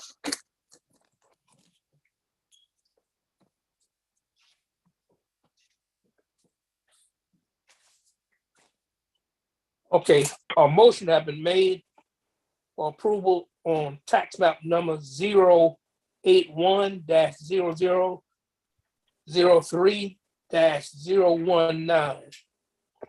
Ready for question?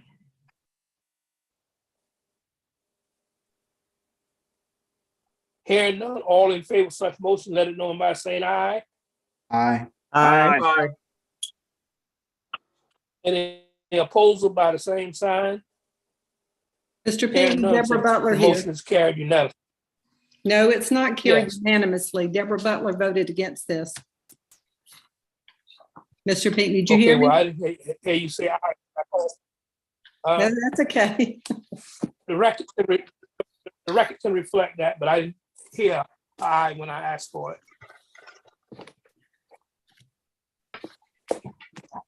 Okay, the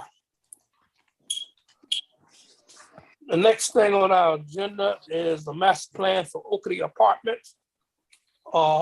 Portion of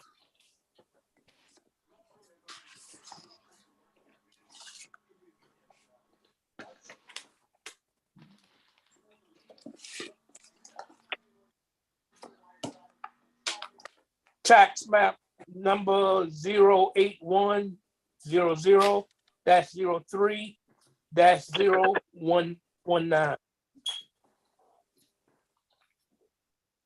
Ms. Wagner, you can bring us up to date on this. Yes, sir. Hussey Gay Bell requests approval of a master plan of an apartment complex consisting of 327 units to be developed within the Center Point Plan Development District, which was approved by Jasper County Council on August 19, 2008. This master plan has been developed in accordance with the Center Point PDD standards, the concept plan, and the Center Point Development Agreement. This is for a 30.31 acre tract for single lot commercial development and construction of a road which will serve the development.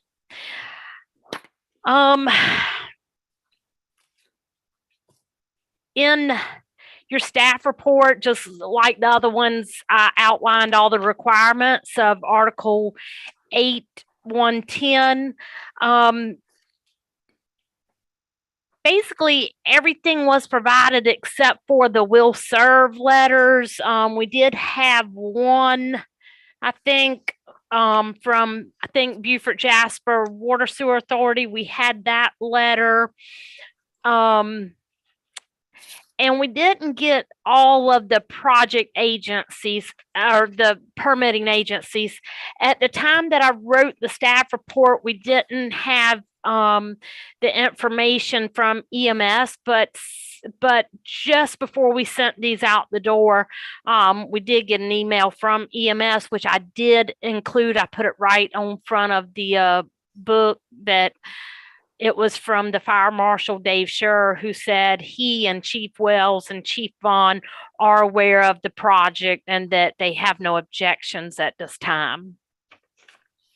The applicants are with us tonight, so they can give you a little more information about the project, answer any questions you may have, and I too can take any questions that you might have for me. Okay, let the applicant identify itself and give us a quick overview. Good evening, everyone. Justin Robinette, our engineer of record with Husky Bell. I have with me Reed Walters, the project manager. The developer, our client, is also on, but I'd like to start by walking us through. Lisa did mention a few things that were not included. One being, I believe, the internet will serve letter, which we have determined that is most likely going to be Hargrove, I believe, Communications. And then the other agency letter she was referring to is that SCDHEC notice of intent. And it's, in our experience, you cannot fill one of those out and submit it to DHEC without having fully engineered plans. And I think she made notion of that on the previous project, is that they had submitted it. However, there was not enough, so DHEC couldn't review our comment or give any substantial feedback back.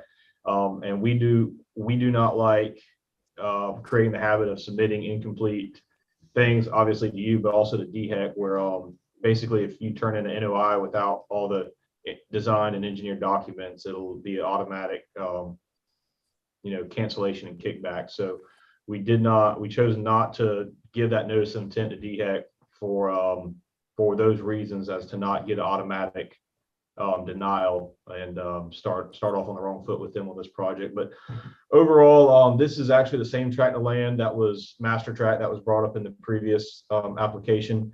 It will include a access drive off of Okatee Highway SC 170 that will align with Old Bailey Road.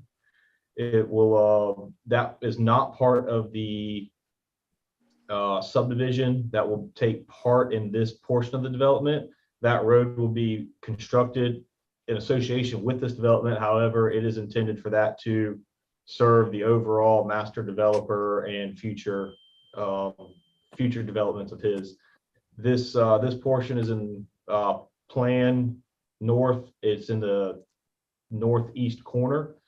Lisa said it's 327 units. We're providing 551 parking stalls plus 9 enclosed garage buildings for future residents.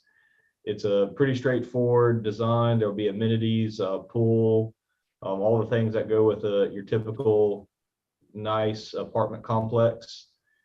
The traffic study was conducted by Stantec. It is in it meets the minimums and was coordinated with DOT. We have a DOT coordination letter. DOT, based on this design and the number of units and trips per day, DOT actually did not even require a traffic impact analysis. However, we went ahead and conducted one, and it showed that our estimations were pretty accurate, that there will be a dedicated right turn lane if you're headed westbound on 170. The center lane median will require some restriping to provide a dedicated left turn into the site if you were headed east on 170. It'll also require some restriping, turn arrows and stuff like that if you're coming to the stop sign at the end of Old Bailey. And then obviously the new road leaving the development will have a left and then a right through arrow if you wanted to continue straight across down to Old Bailey. A signalized intersection was not warranted at this time. The trips per day out of here, it doesn't meet that threshold to where you couldn't even apply to get a signalized intersection at this location just yet. There are wetlands on site. The wetlands have been delineated and submitted to the Army Corps for review in order to get a jurisdictional determination. That is in the process and will be in the works. This site does not intend to disturb any of the wetlands that have been found on site. There are existing ditches that from when this was timber property and logging roads. So there are some existing ditches that interconnect the wetlands. So we'll be crossing one of those, but it doesn't count as disturbance. And the stormwater is very traditional, just typical ponds and outfall pipes. Water and sewer will be provided by Brickyard Jasper. We've got those coordination letters.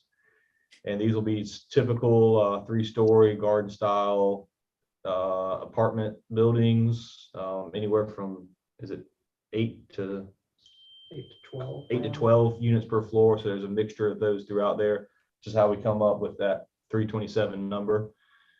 And that pretty much sums it up. Was there anything else? I don't think so. No. Yeah, I don't think there's any additional coordination or other groups that we've reached out to. So unless our client would like to say anything, open for any questions and comment.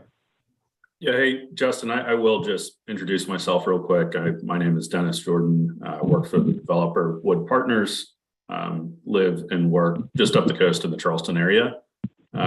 Justin did point this out, but just want to be clear, we did submit to the U.S. Army Corps of Engineers end of June. So we are going on 90 days now in their queue.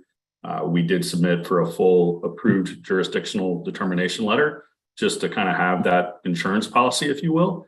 But just to be clear, we do not expect to excavate, fill, or impact any of the delineated wetlands at the site. In fact, we're maintaining all required buffers from those wetlands. Other than that, I think this is pretty straightforward. Again, we're working within the same PDD that the previous applicant is also considering. And we've got 11 buildings that include a total unit count of 327. Outside of that, there's a standalone club, and that's more or less the plan. Okay, thank you. Mr. Ott, do you have any questions for Ms. Wagner or the applicant? Yeah, I've got a few. Mr. Jordan, thank you much for at least letting us know that these are 3-story buildings. The color rendition print that was part of our package is pretty non-descriptive. It shows what I'm guessing are a bunch of buildings. It shows parking. There are some structures, and I don't know what they are scattered throughout. Is that covered parking? Actually, what I call standalone garages. It's not carports. It's slab on grade, stick built garages with a roof and 4 walls. Okay, so that explains where that is.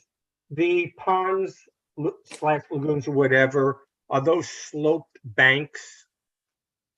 Or is it fenced? Or I can't tell from the green outline on those water features exactly how that's being constructed.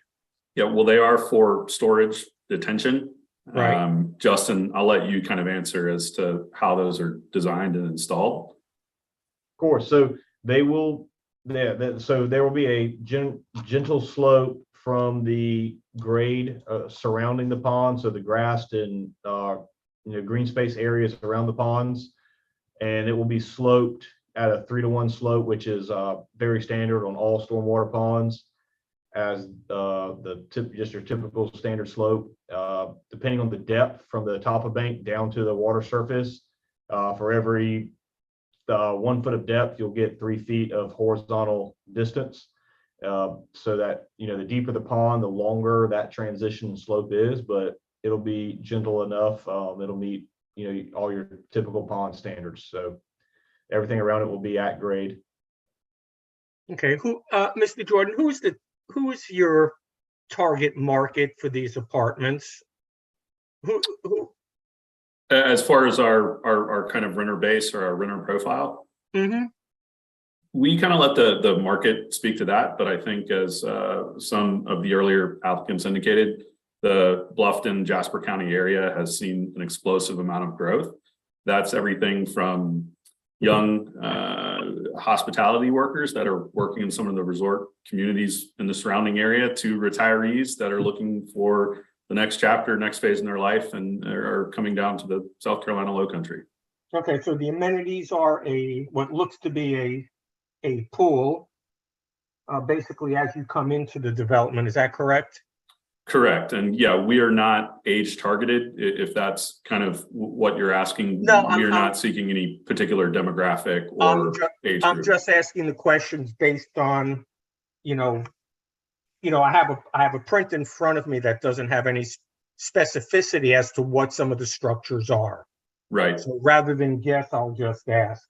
Okay. We have obviously profiled some of the surrounding communities, and I was surprised to hear that a pretty strong percentage of their resident base is actually commuting to Hilton Head Island every day.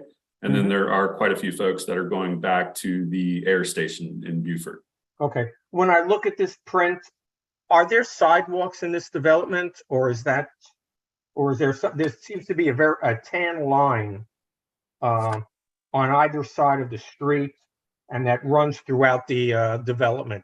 Are those sidewalks, or is that or is that a curb or something else?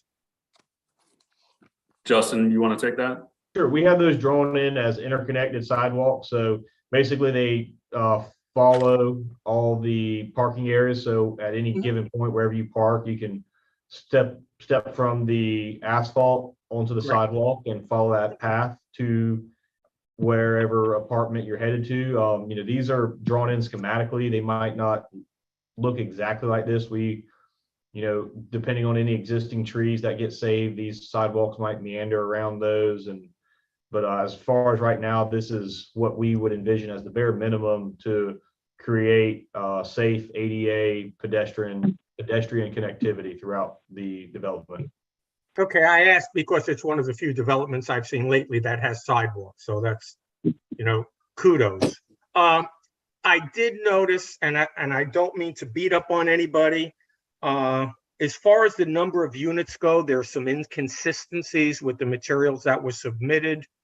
I'm making the assumption it's 327 units. The traffic study refers to 336, and the letter from the Beaufort Jasper Water Association refers to 366. May I just assume the number is 327? Correct. Okay.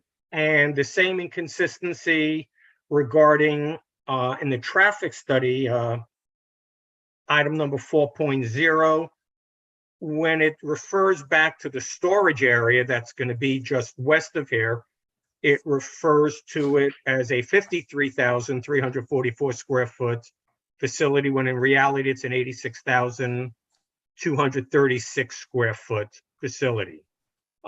Did that in any way impact the traffic study that was done on this development?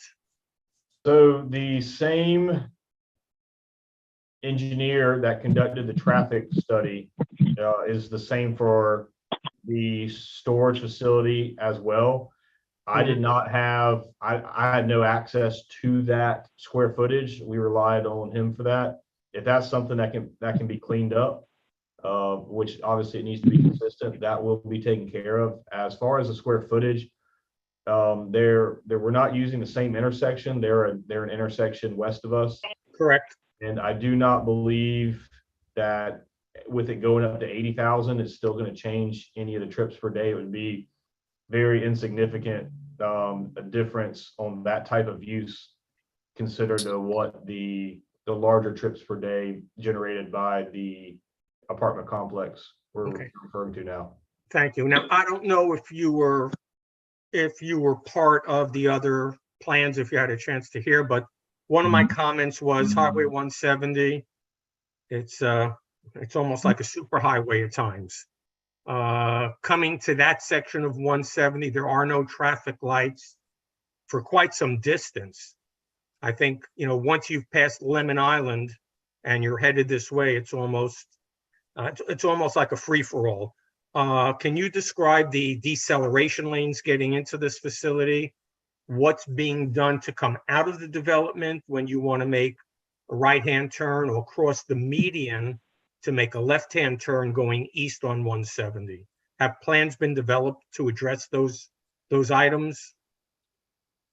Yes, sir. They're conceptual at this point. They've been presented to DOT, which we received, feedback on that concept, which this traffic study reflects, which would be if you were headed east on 170, the left turn into the site. Can we present? Well, a left turn into the site will be accommodated by the existing divided median will be restriped with a taper down to a decel lane where there will also be additional stacking so that cars waiting to turn headed east on 170 waiting to turn left into the site can wait and turn left.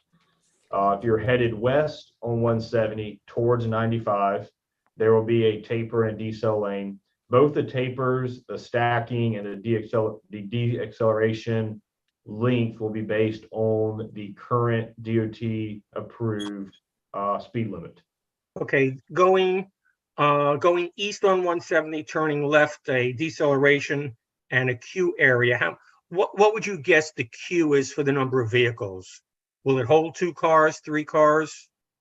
The stacking, I'm not sure what it was estimated. Stacking, whatever. That'll be based on the trips. I'm not sure, but it will meet whatever the recommendations are of this traffic analysis. And like I said, based on this development and our correspondence with DOT, a actual traffic analysis was not even triggered just by 327 apartments. So this traffic study was done solely to provide above and beyond, analysis and cover all the bases on what truly needs to happen here based on the community, not just DOT minimums. Hey, Justin, if I could step in real quick there. There are some earlier exhibits and I believe some conversations that our seller had not only with Jasper County, but SCDOT. This intersection is identified as a possible location for a signal, or it is intended to be signalized at a later date. But it's my understanding that, as Justin was getting at, that is only triggered by future development that will also feed off of the spine road that will serve our apartment community. Again, each one of those, when they go to permit, will be required to conduct their own TIA traffic study. And at that point, signalized intersection could come into play. Thank you very much. Mr. Pinckney, that's all that I have right now. Okay, Ms. Ferguson. Mr. Chairman, nothing at this time. Mr. Jenkins. None, Chairman. Dr. Butler. Yes, one of the maps does show, like, I think Mr. Jordan, is that your, I'm sorry. Yeah, Dennis Jordan. Okay, thank you. It does show future or potential signalization at 2 locations on that property. So it is included. And I think it's mentioned in the write-up that we received.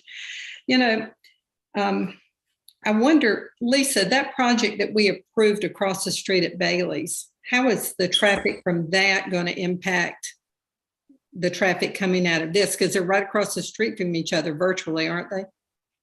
They are, yes, pretty much. I mean, not exactly, but close to it. In that same, they did use a nut. So as you notice in this traffic study and in theirs that you just asked about, Highway 170's not, doesn't, even with a no build, it shows in a few years it will be at a level of service F. They used AECom to do their traffic study. And of course, they haven't even received approval from county council yet. So you're talking about the one at Bailey's? The one at Bailey's, yep. And so they're still going to have to come back with a master plan. And that time where it's going to be a more refined plan. So we're going to want to know a little bit more about that traffic study.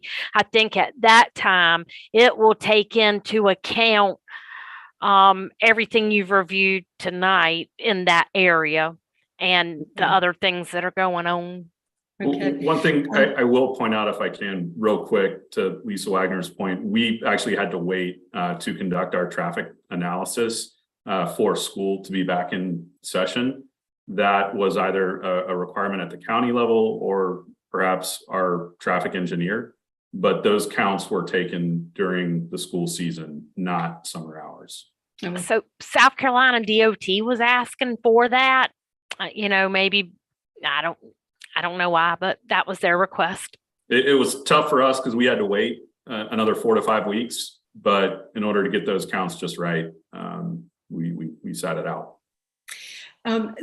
This plan, like the previous one, in my opinion, suffers from the same, what I consider to be a problem, and that is some of the information regarding the wetlands should be included. And what I do want to say, what's driving that for me in large part is the response of the community to the increased development in this area. And you may or may not be aware of what's going on, but we've approved ourselves several developments already. I know that's not of no concern of yours, but people are really up in arms about the development. And I think it's our responsibility as a group taking a role of protecting the public to make sure that we've crossed our T's and dotted our I's. And so what that means is we should require that those wanting to develop property in our county to provide us with the documents that are necessary to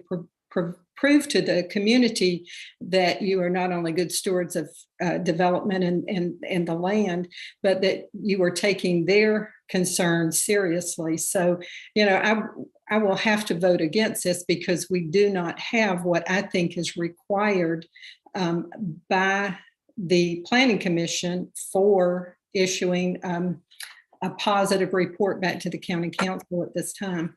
So anyway, it's not personal. It's just, I think that we have a job to do, and I consider that to be my job. So anyway, thank you. I'm happy to share the delineated report with you. We did hire a wetlands consultant. And just to be very clear, Wood Partners as an organization, as a company, when we see wetlands, we do not plan for any development in those wetlands. That sets us apart from a lot of developers out there that try to file for permits to fill or excavate in those areas. Our plan stays out of anything that even comes remotely close to resembling a wetland. It's just not a chance that we're willing to take from a regulatory and permitting standpoint. And to be perfectly honest with you, it's a public relations standpoint. And I don't want to end up in the crosshairs of a community that's upset with me. So we just avoid it altogether. Well, thank you for that. What I've gotten from the folks that I have talked to is that there's concern about damage to the wetlands that then proceeds down to the Okatee River. And I think there have been some shellfish areas that have been closed due to, I'm getting way over my head in this more than I know, but that's a concern of our community, and I want to respect that. And so anyway, thank you very much. I appreciate your comments and your attitude toward the development. I think it's a very positive thing. Thank you. Commissioner Butler, if I may, I know I can't ease everyone's stormwater concerns just, in a few minutes, but I would like to point out that the stormwater regulations that Jasper County enforces are, in my experience, and I've worked in a lot of municipalities, are some of the most stringent and well-tailored and well-enforced ones that I've ever encountered. So at a staff level, beyond public hearings and public meetings, I will say that staff has a great ordinance in place and does a great job of reviewing and enforcing it.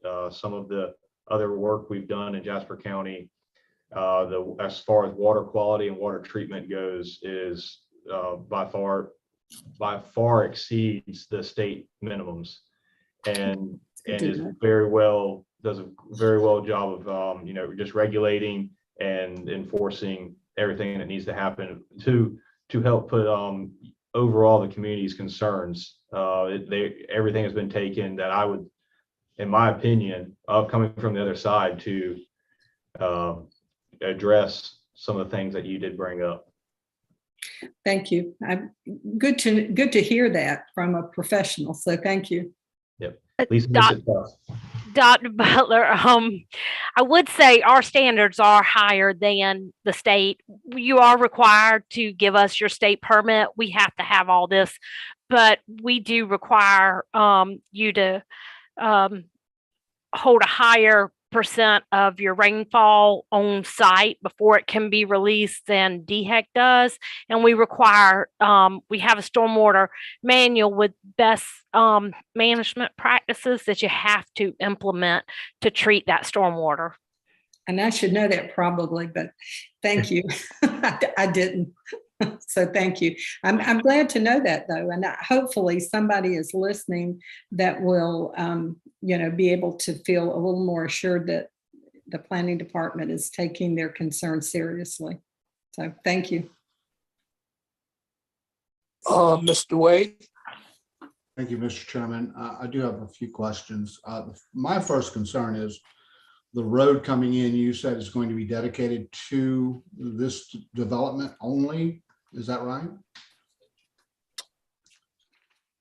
The access road that you're planning on putting in is going to be dedicated to this 327 units. So it will feed and serve future development within the Center Point PDD.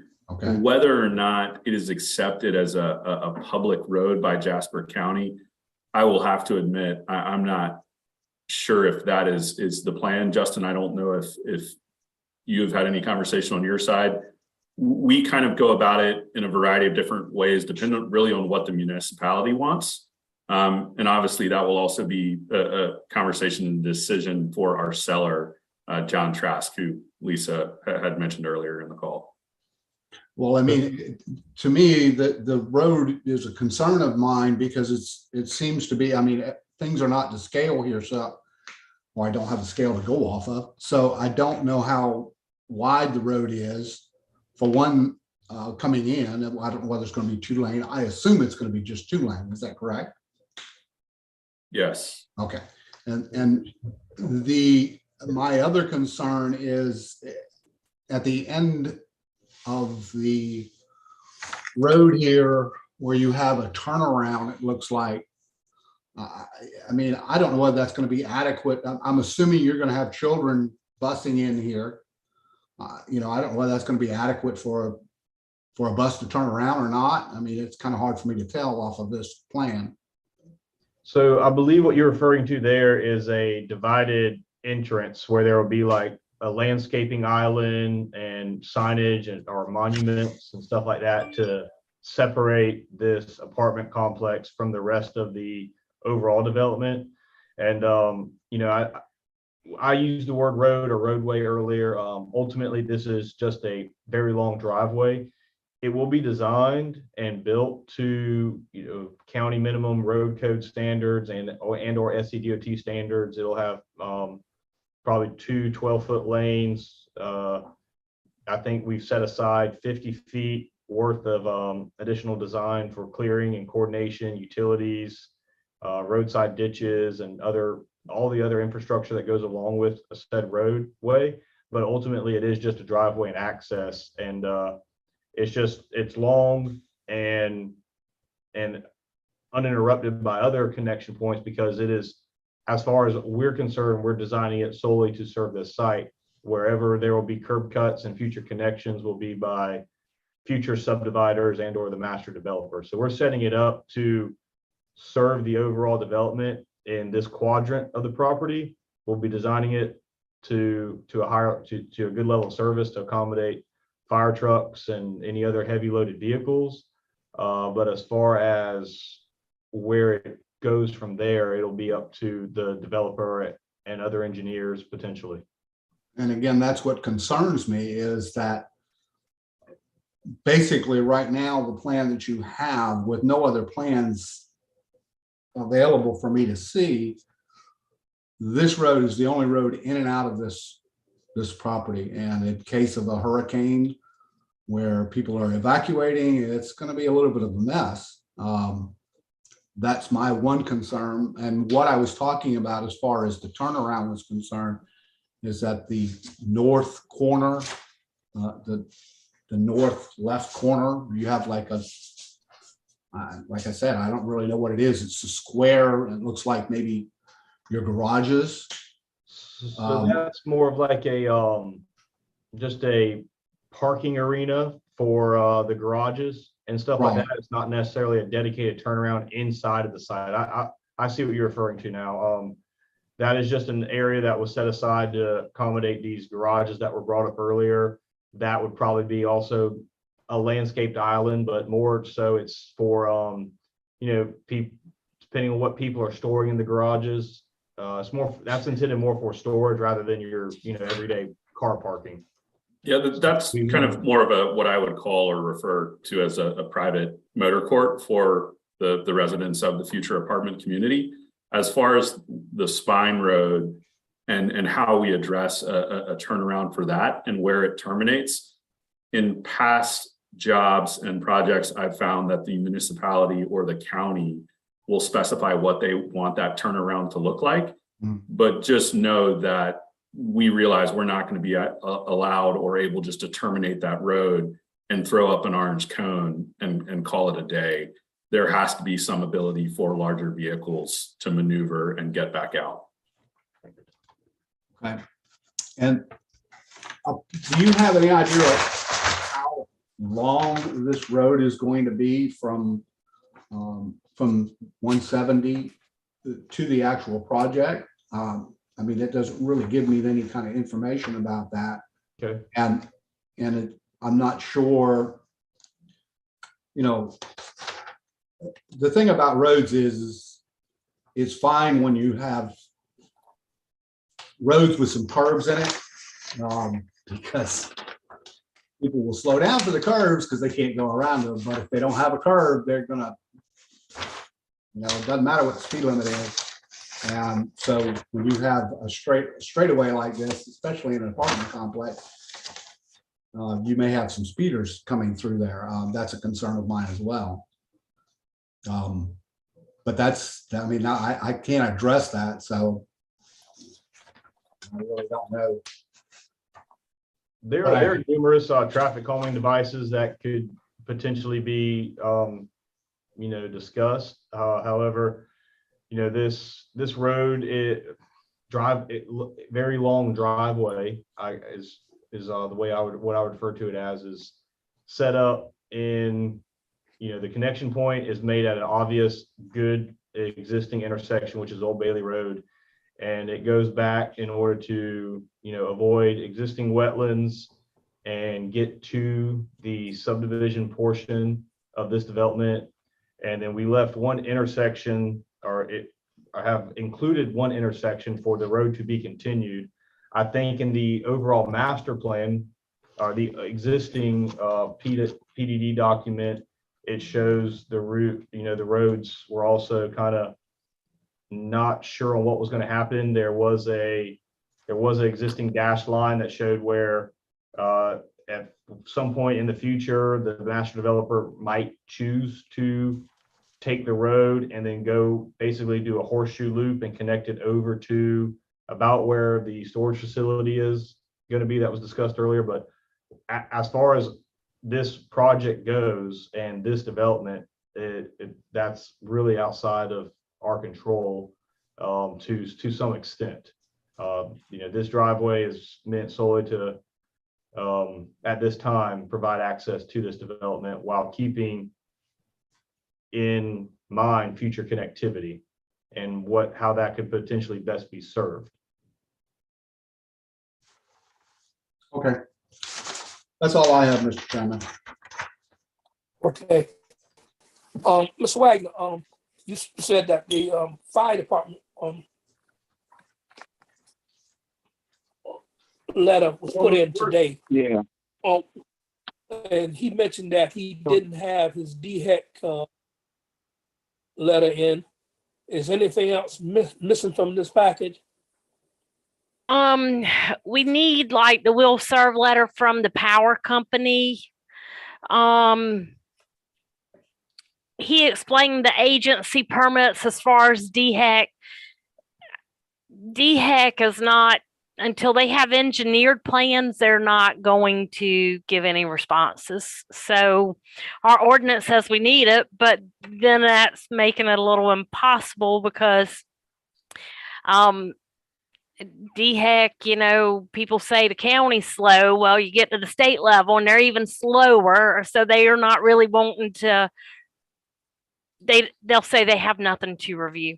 Then you get to the federal level and it's even worse. So that's kind of, other than that, we do have everything else. It was the will serve and the agency comments. We do have everything else.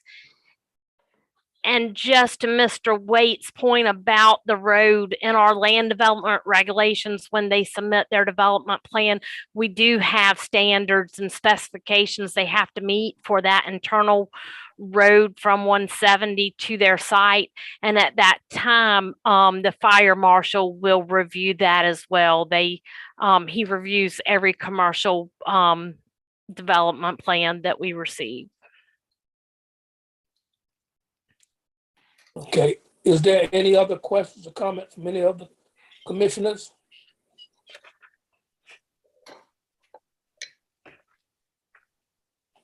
Hearing none, I'm ready to entertain a motion.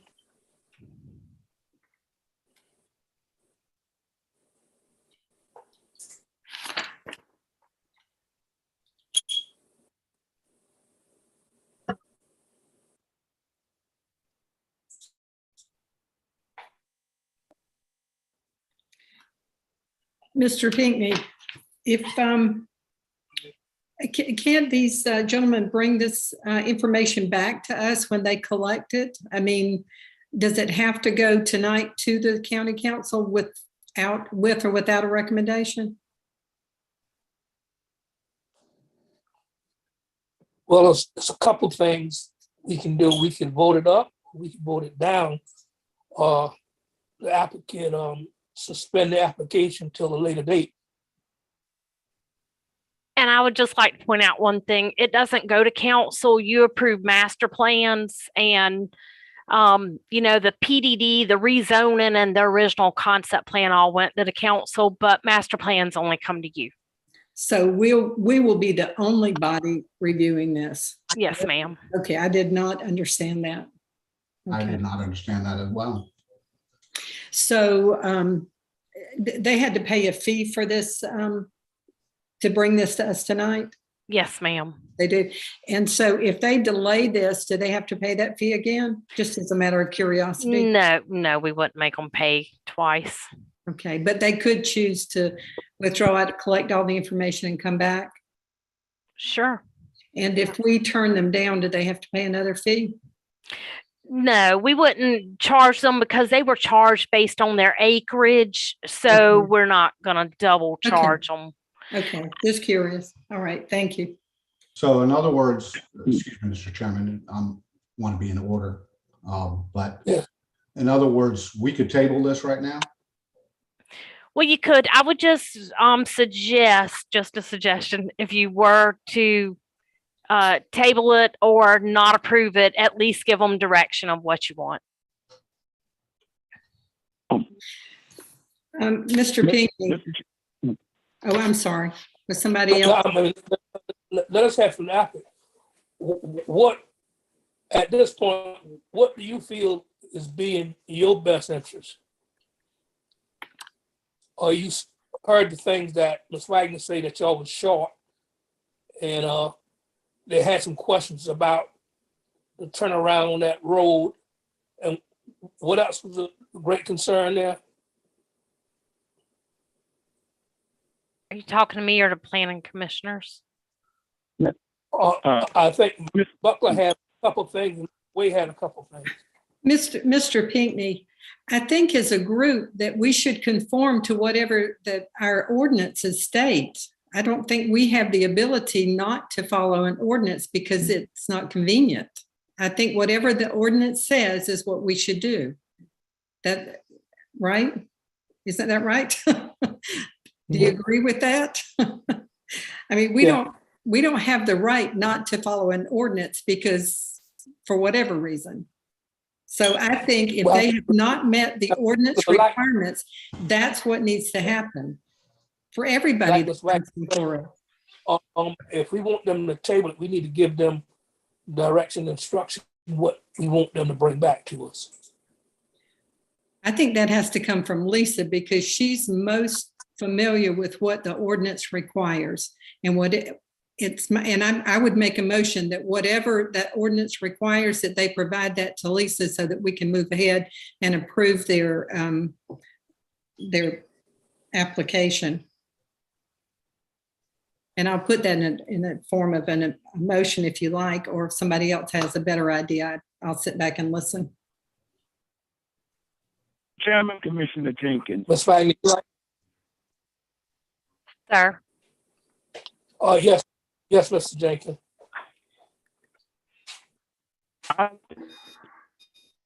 Let me ask you something.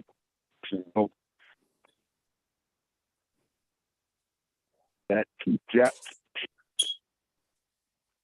and Chairman. We can't hear you. Yeah, I didn't hear. I noticed I noticed all over the county that these signs that are popping up over the county that keep Jasper County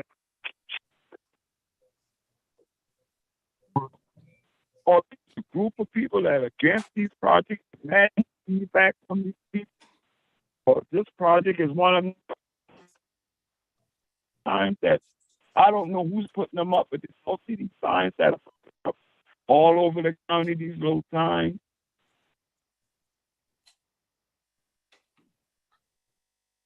You're breaking up. We can't hear what you're trying to tell us.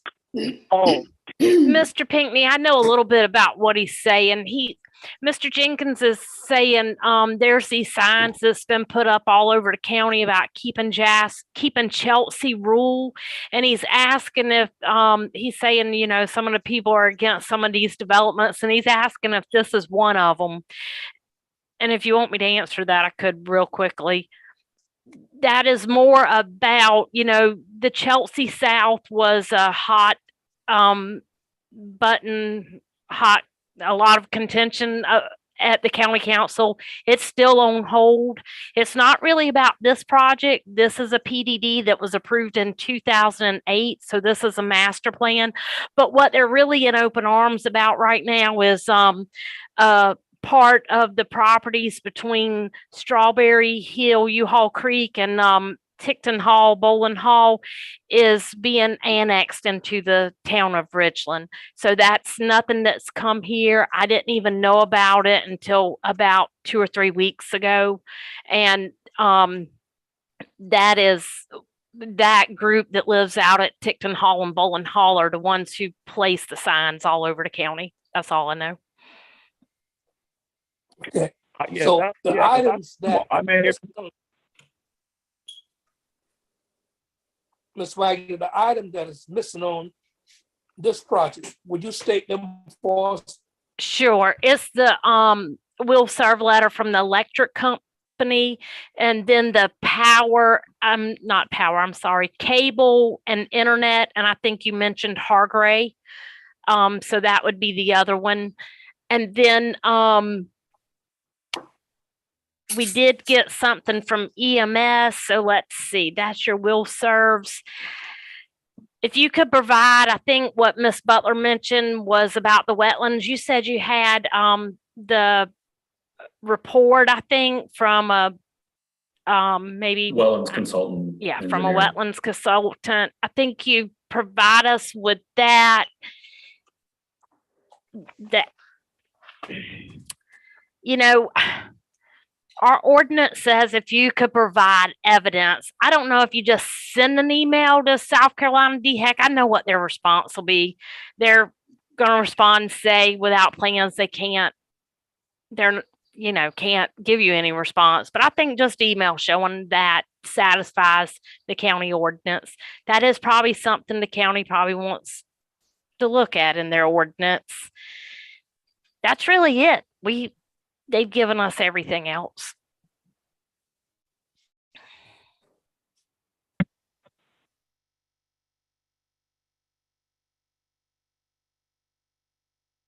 And Lisa, we do So have after a letter from Dominion Energy, by the way, if it wasn't included. But we do have the power availability letter as well. Okay. Yep. Okay. So Dak, do you want the commissioners to take a vote, or you want to table it to our next scheduled meeting? Chairman, Commissioner Jenkins.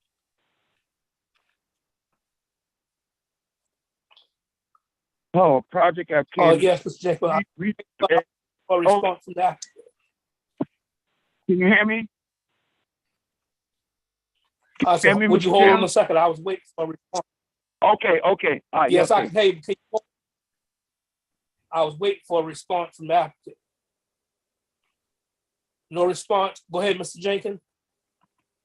I remember these projects that come before us, and we have approved them with the caveat that they furnish whatever they need to lease. So I mean, we have approved projects now that didn't have all this stuff, and we approved them, providing they get all this stuff to lease us. So I remember us approving them. So I don't know what Mrs. Butler motion is going to be about, but these projects has moved forward with the motion contended that they provide whatever information Lisa needs. Is there any other question or comment? I'm ready to entertain a motion. I think there's a motion on the floor from Ms. Butler, right? No. No. No, it isn't. Huh? No.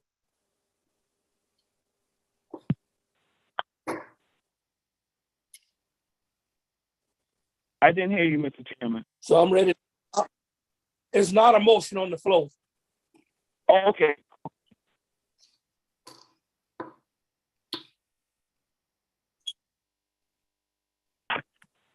I make a I'm ready motion to that entertain a motion.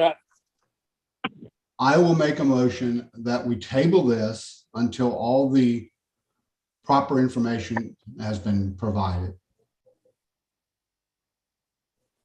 A motion been made by Mr. Wade. Do I hear a second? Second. Deborah Butler seconds that. The motion has been made by Mr. Wade and seconded by Dr. Butler. Ready for question?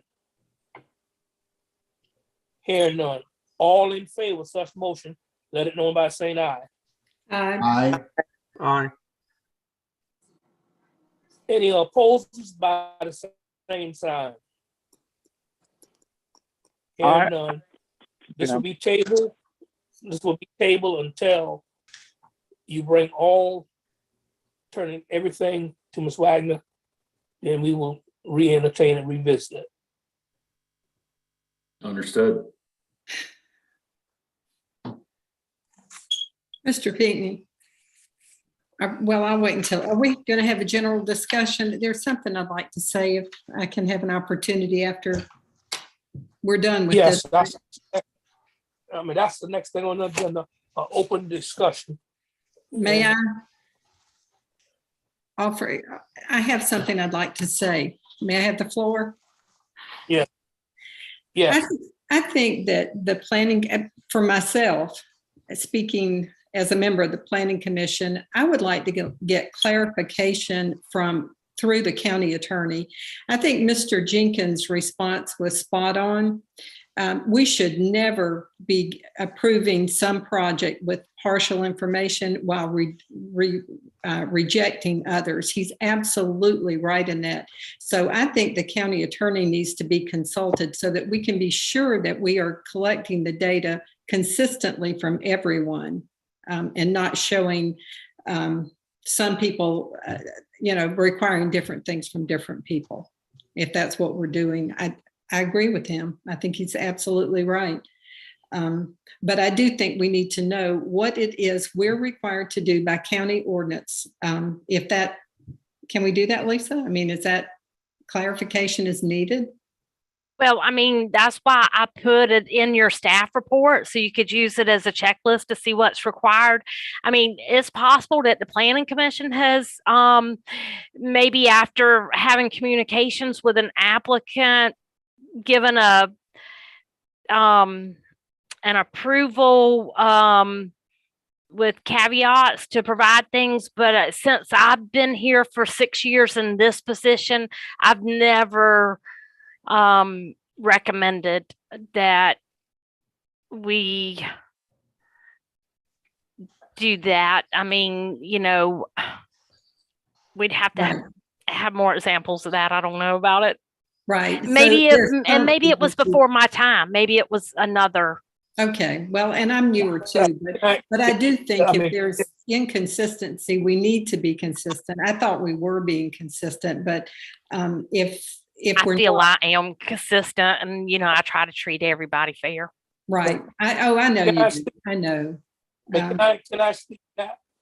Way back, there's been times we have did conditional approval, and we found out that was not in our purview.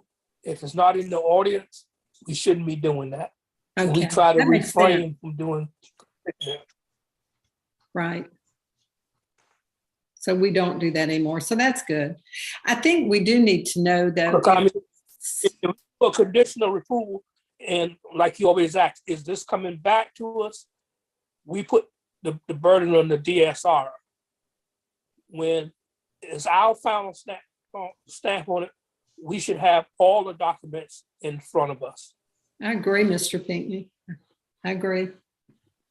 Okay, well, that's pretty clear then. Thank you both.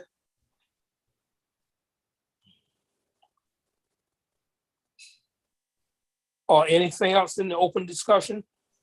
Just one other thing, we never heard about the enforcement officer. We never got a report or anything from him. Have they not been cooperative with you, Lisa? Well, I would admit I was a little late asking, between I took a vacation, which I shouldn't have taken, but anyhow, that's a whole nother story. We've had a hurricane and I have requested it, but he was going to check with the Chief Wells, and I haven't heard back.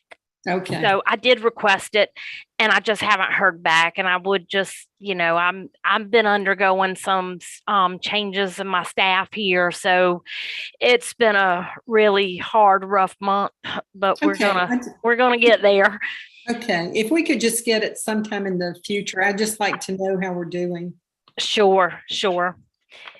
And then after everyone else is finished, Mr. Pinckney, I do have something real quick. Anyone else have any discussion? Mr. Pinckney, I have a question for Lisa, just about the impact fees. Where are we standing on that? The last I spoke with you, you said that Mr. Foldrum was going to come out and give us a rundown on it. Well, I don't know where we stand on that. That's all. No meeting's been scheduled. Nothing's been done. I think we're all just really busy, but I really haven't even talked to him just to get a timeline of, but I do know it's coming, whether that's in 2 months, 3 months, 4 months, or next month. I don't know. Okay. But it is coming.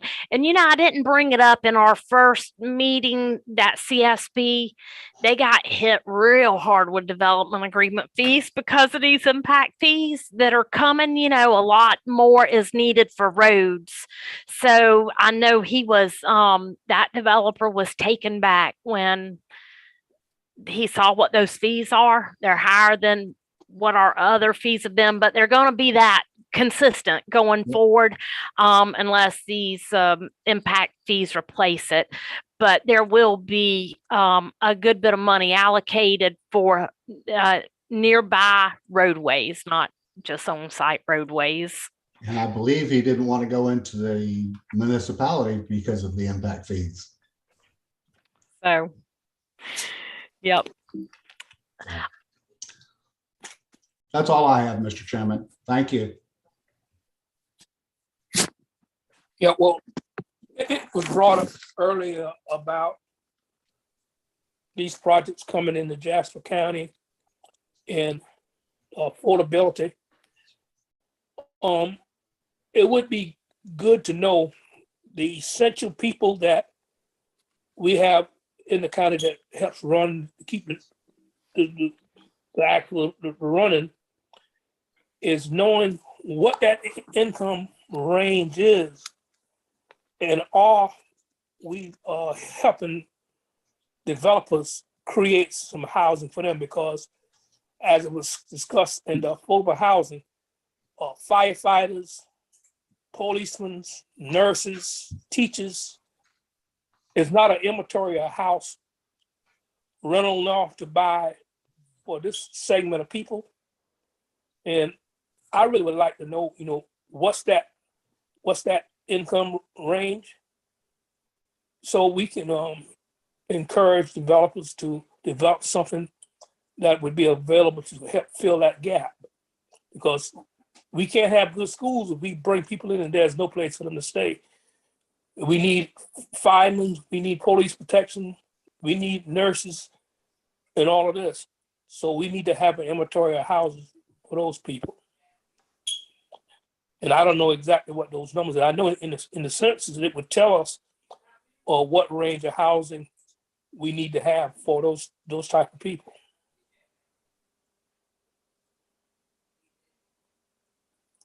That's all I have, Mr. Chairman. Go ahead, what you want. Okay.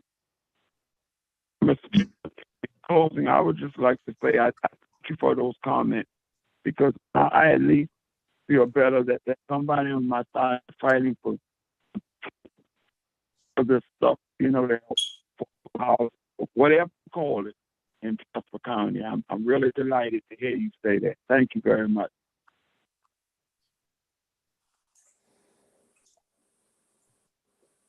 Are you ready for me? Yes. Earlier, just a few months ago, we did a 3-hour continuing education, and I put that on because I had called. We used to do that every May. We didn't, but the South Carolina Association of Counties would host one every May. And since COVID, they haven't been doing it. You had to do online classes to get your education. So I called them earlier this year to see if there were any new material or if they were going to offer anything, and they told me no. Well, last week they sent us a notice. It's a planning and zoning continuing education webinar, and it's going to be done through Zoom. I think Bonnie Lawson, who's planning and zoning coordinator here in our department, I think she might have emailed you this either yesterday or today, forwarded the email to you. But it's going to be on Monday, November 14th from 9 a.m. to 12:30, and you would just need to register to take it. Now, also, they're going to send handouts, and they'll give you the 3 hours, a certificate for the 3 hours of training. If that day is not good for you, it's not going to be good for our office, so we won't be participating, but you're more than welcome to participate one-on-one. Had I known about this, I would have planned a few months ago to have the training day on that day, but it's just not going to work out for me this short of notice. And but it will be available for viewing later. So if you're unable to participate then, you could participate, and I'm really glad to know at least there will be this new material for next year, but hopefully next year they're going to do another webinar. So I just wanted to make you aware of that. Lisa, we've already done training for this year though, right? Yes, ma'am, you did. Okay. Yes, ma'am. So this will be for next year. We wouldn't have done the training earlier had we known about this. We would have planned this, but we did, when I called them, they told me they weren't doing it. My guess is they've had probably more jurisdictions request it and needing help. So they must have decided to put this on. It's not even on their website. I went to their website since I received the notice and it's not up there yet. So you can do it now if you wanted. You don't need the hours, or you can view it later and get the hours if you did it one-on-one. And then it's also something, if they weren't to have a May webinar, something we could do as a group and have the new material. But I'm thinking they're probably going to get back on track of offering these classes next year. Okay. I didn't get an email from Bonnie. I checked my email. Okay. No. Okay. So I don't know if she sent it out, but I didn't get it. No, I didn't get it either. Okay. Well, Can that be carried over? In other words, if we took it now, would that be fine for next year? No, sir. So. No, sir. and I'll make sure y'all get this. I'm sorry. I thought you got it. Okay. Well, Lisa, what you were saying, the 3-hour class we had this year did not not cover everything we need to be certified. No, it did. You met your requirements. It's just at the time we did it, they weren't planning on doing this. So I provided, I had a day here so that, and hosted the training session so that you could get your 3 hours. So you did get your 3 hours and you should have gotten your certificate. I know we mailed those. And I have it on file, so. Mr. Chairman. What you saying that? What I'm saying is they're just offering a class now. You could take it if you want to. You could you could view it at a later date. Theirs is going to be on November 14th from 9 to 12:30. But after that, after they do that, then they'll put it online. It'll be new materials online, just like you did last year. Okay. So we could save until next year. Okay. So you set it up for us online next year? We can. I'm hoping come May they're going to offer another class like they used to. But if they don't, certainly we could do this, and all come together and have a day of training. Yes. But Lisa, you did say you could send out that email from Bonnie, right? Yes, I will. I'm sorry. Okay. Yes. Mr. Chairman. Thank you. Yes, Mr. Wade. Yeah, the only other thing I would like, are we ever going to get back to meeting in person? Well, we've discussed it, but the whole group didn't vote on it. And so the council hadn't said we had to. Matter of fact, I guess because of Ian, we had our last council meeting virtual. But I guess that's, if they tell us we have to, then we have to. But other than that, I think it's up to the planning commission. Lisa, have you had any complaints about us not holding a meeting in Ridgeland? I mean, this is very convenient to me, and people can watch it at home, and it is very convenient, but to me, it's not the same as meeting in person. I mean, you can't feed off the other person's, energy or whatever. I mean, you can't react to that. And I don't know, it's not the same to me.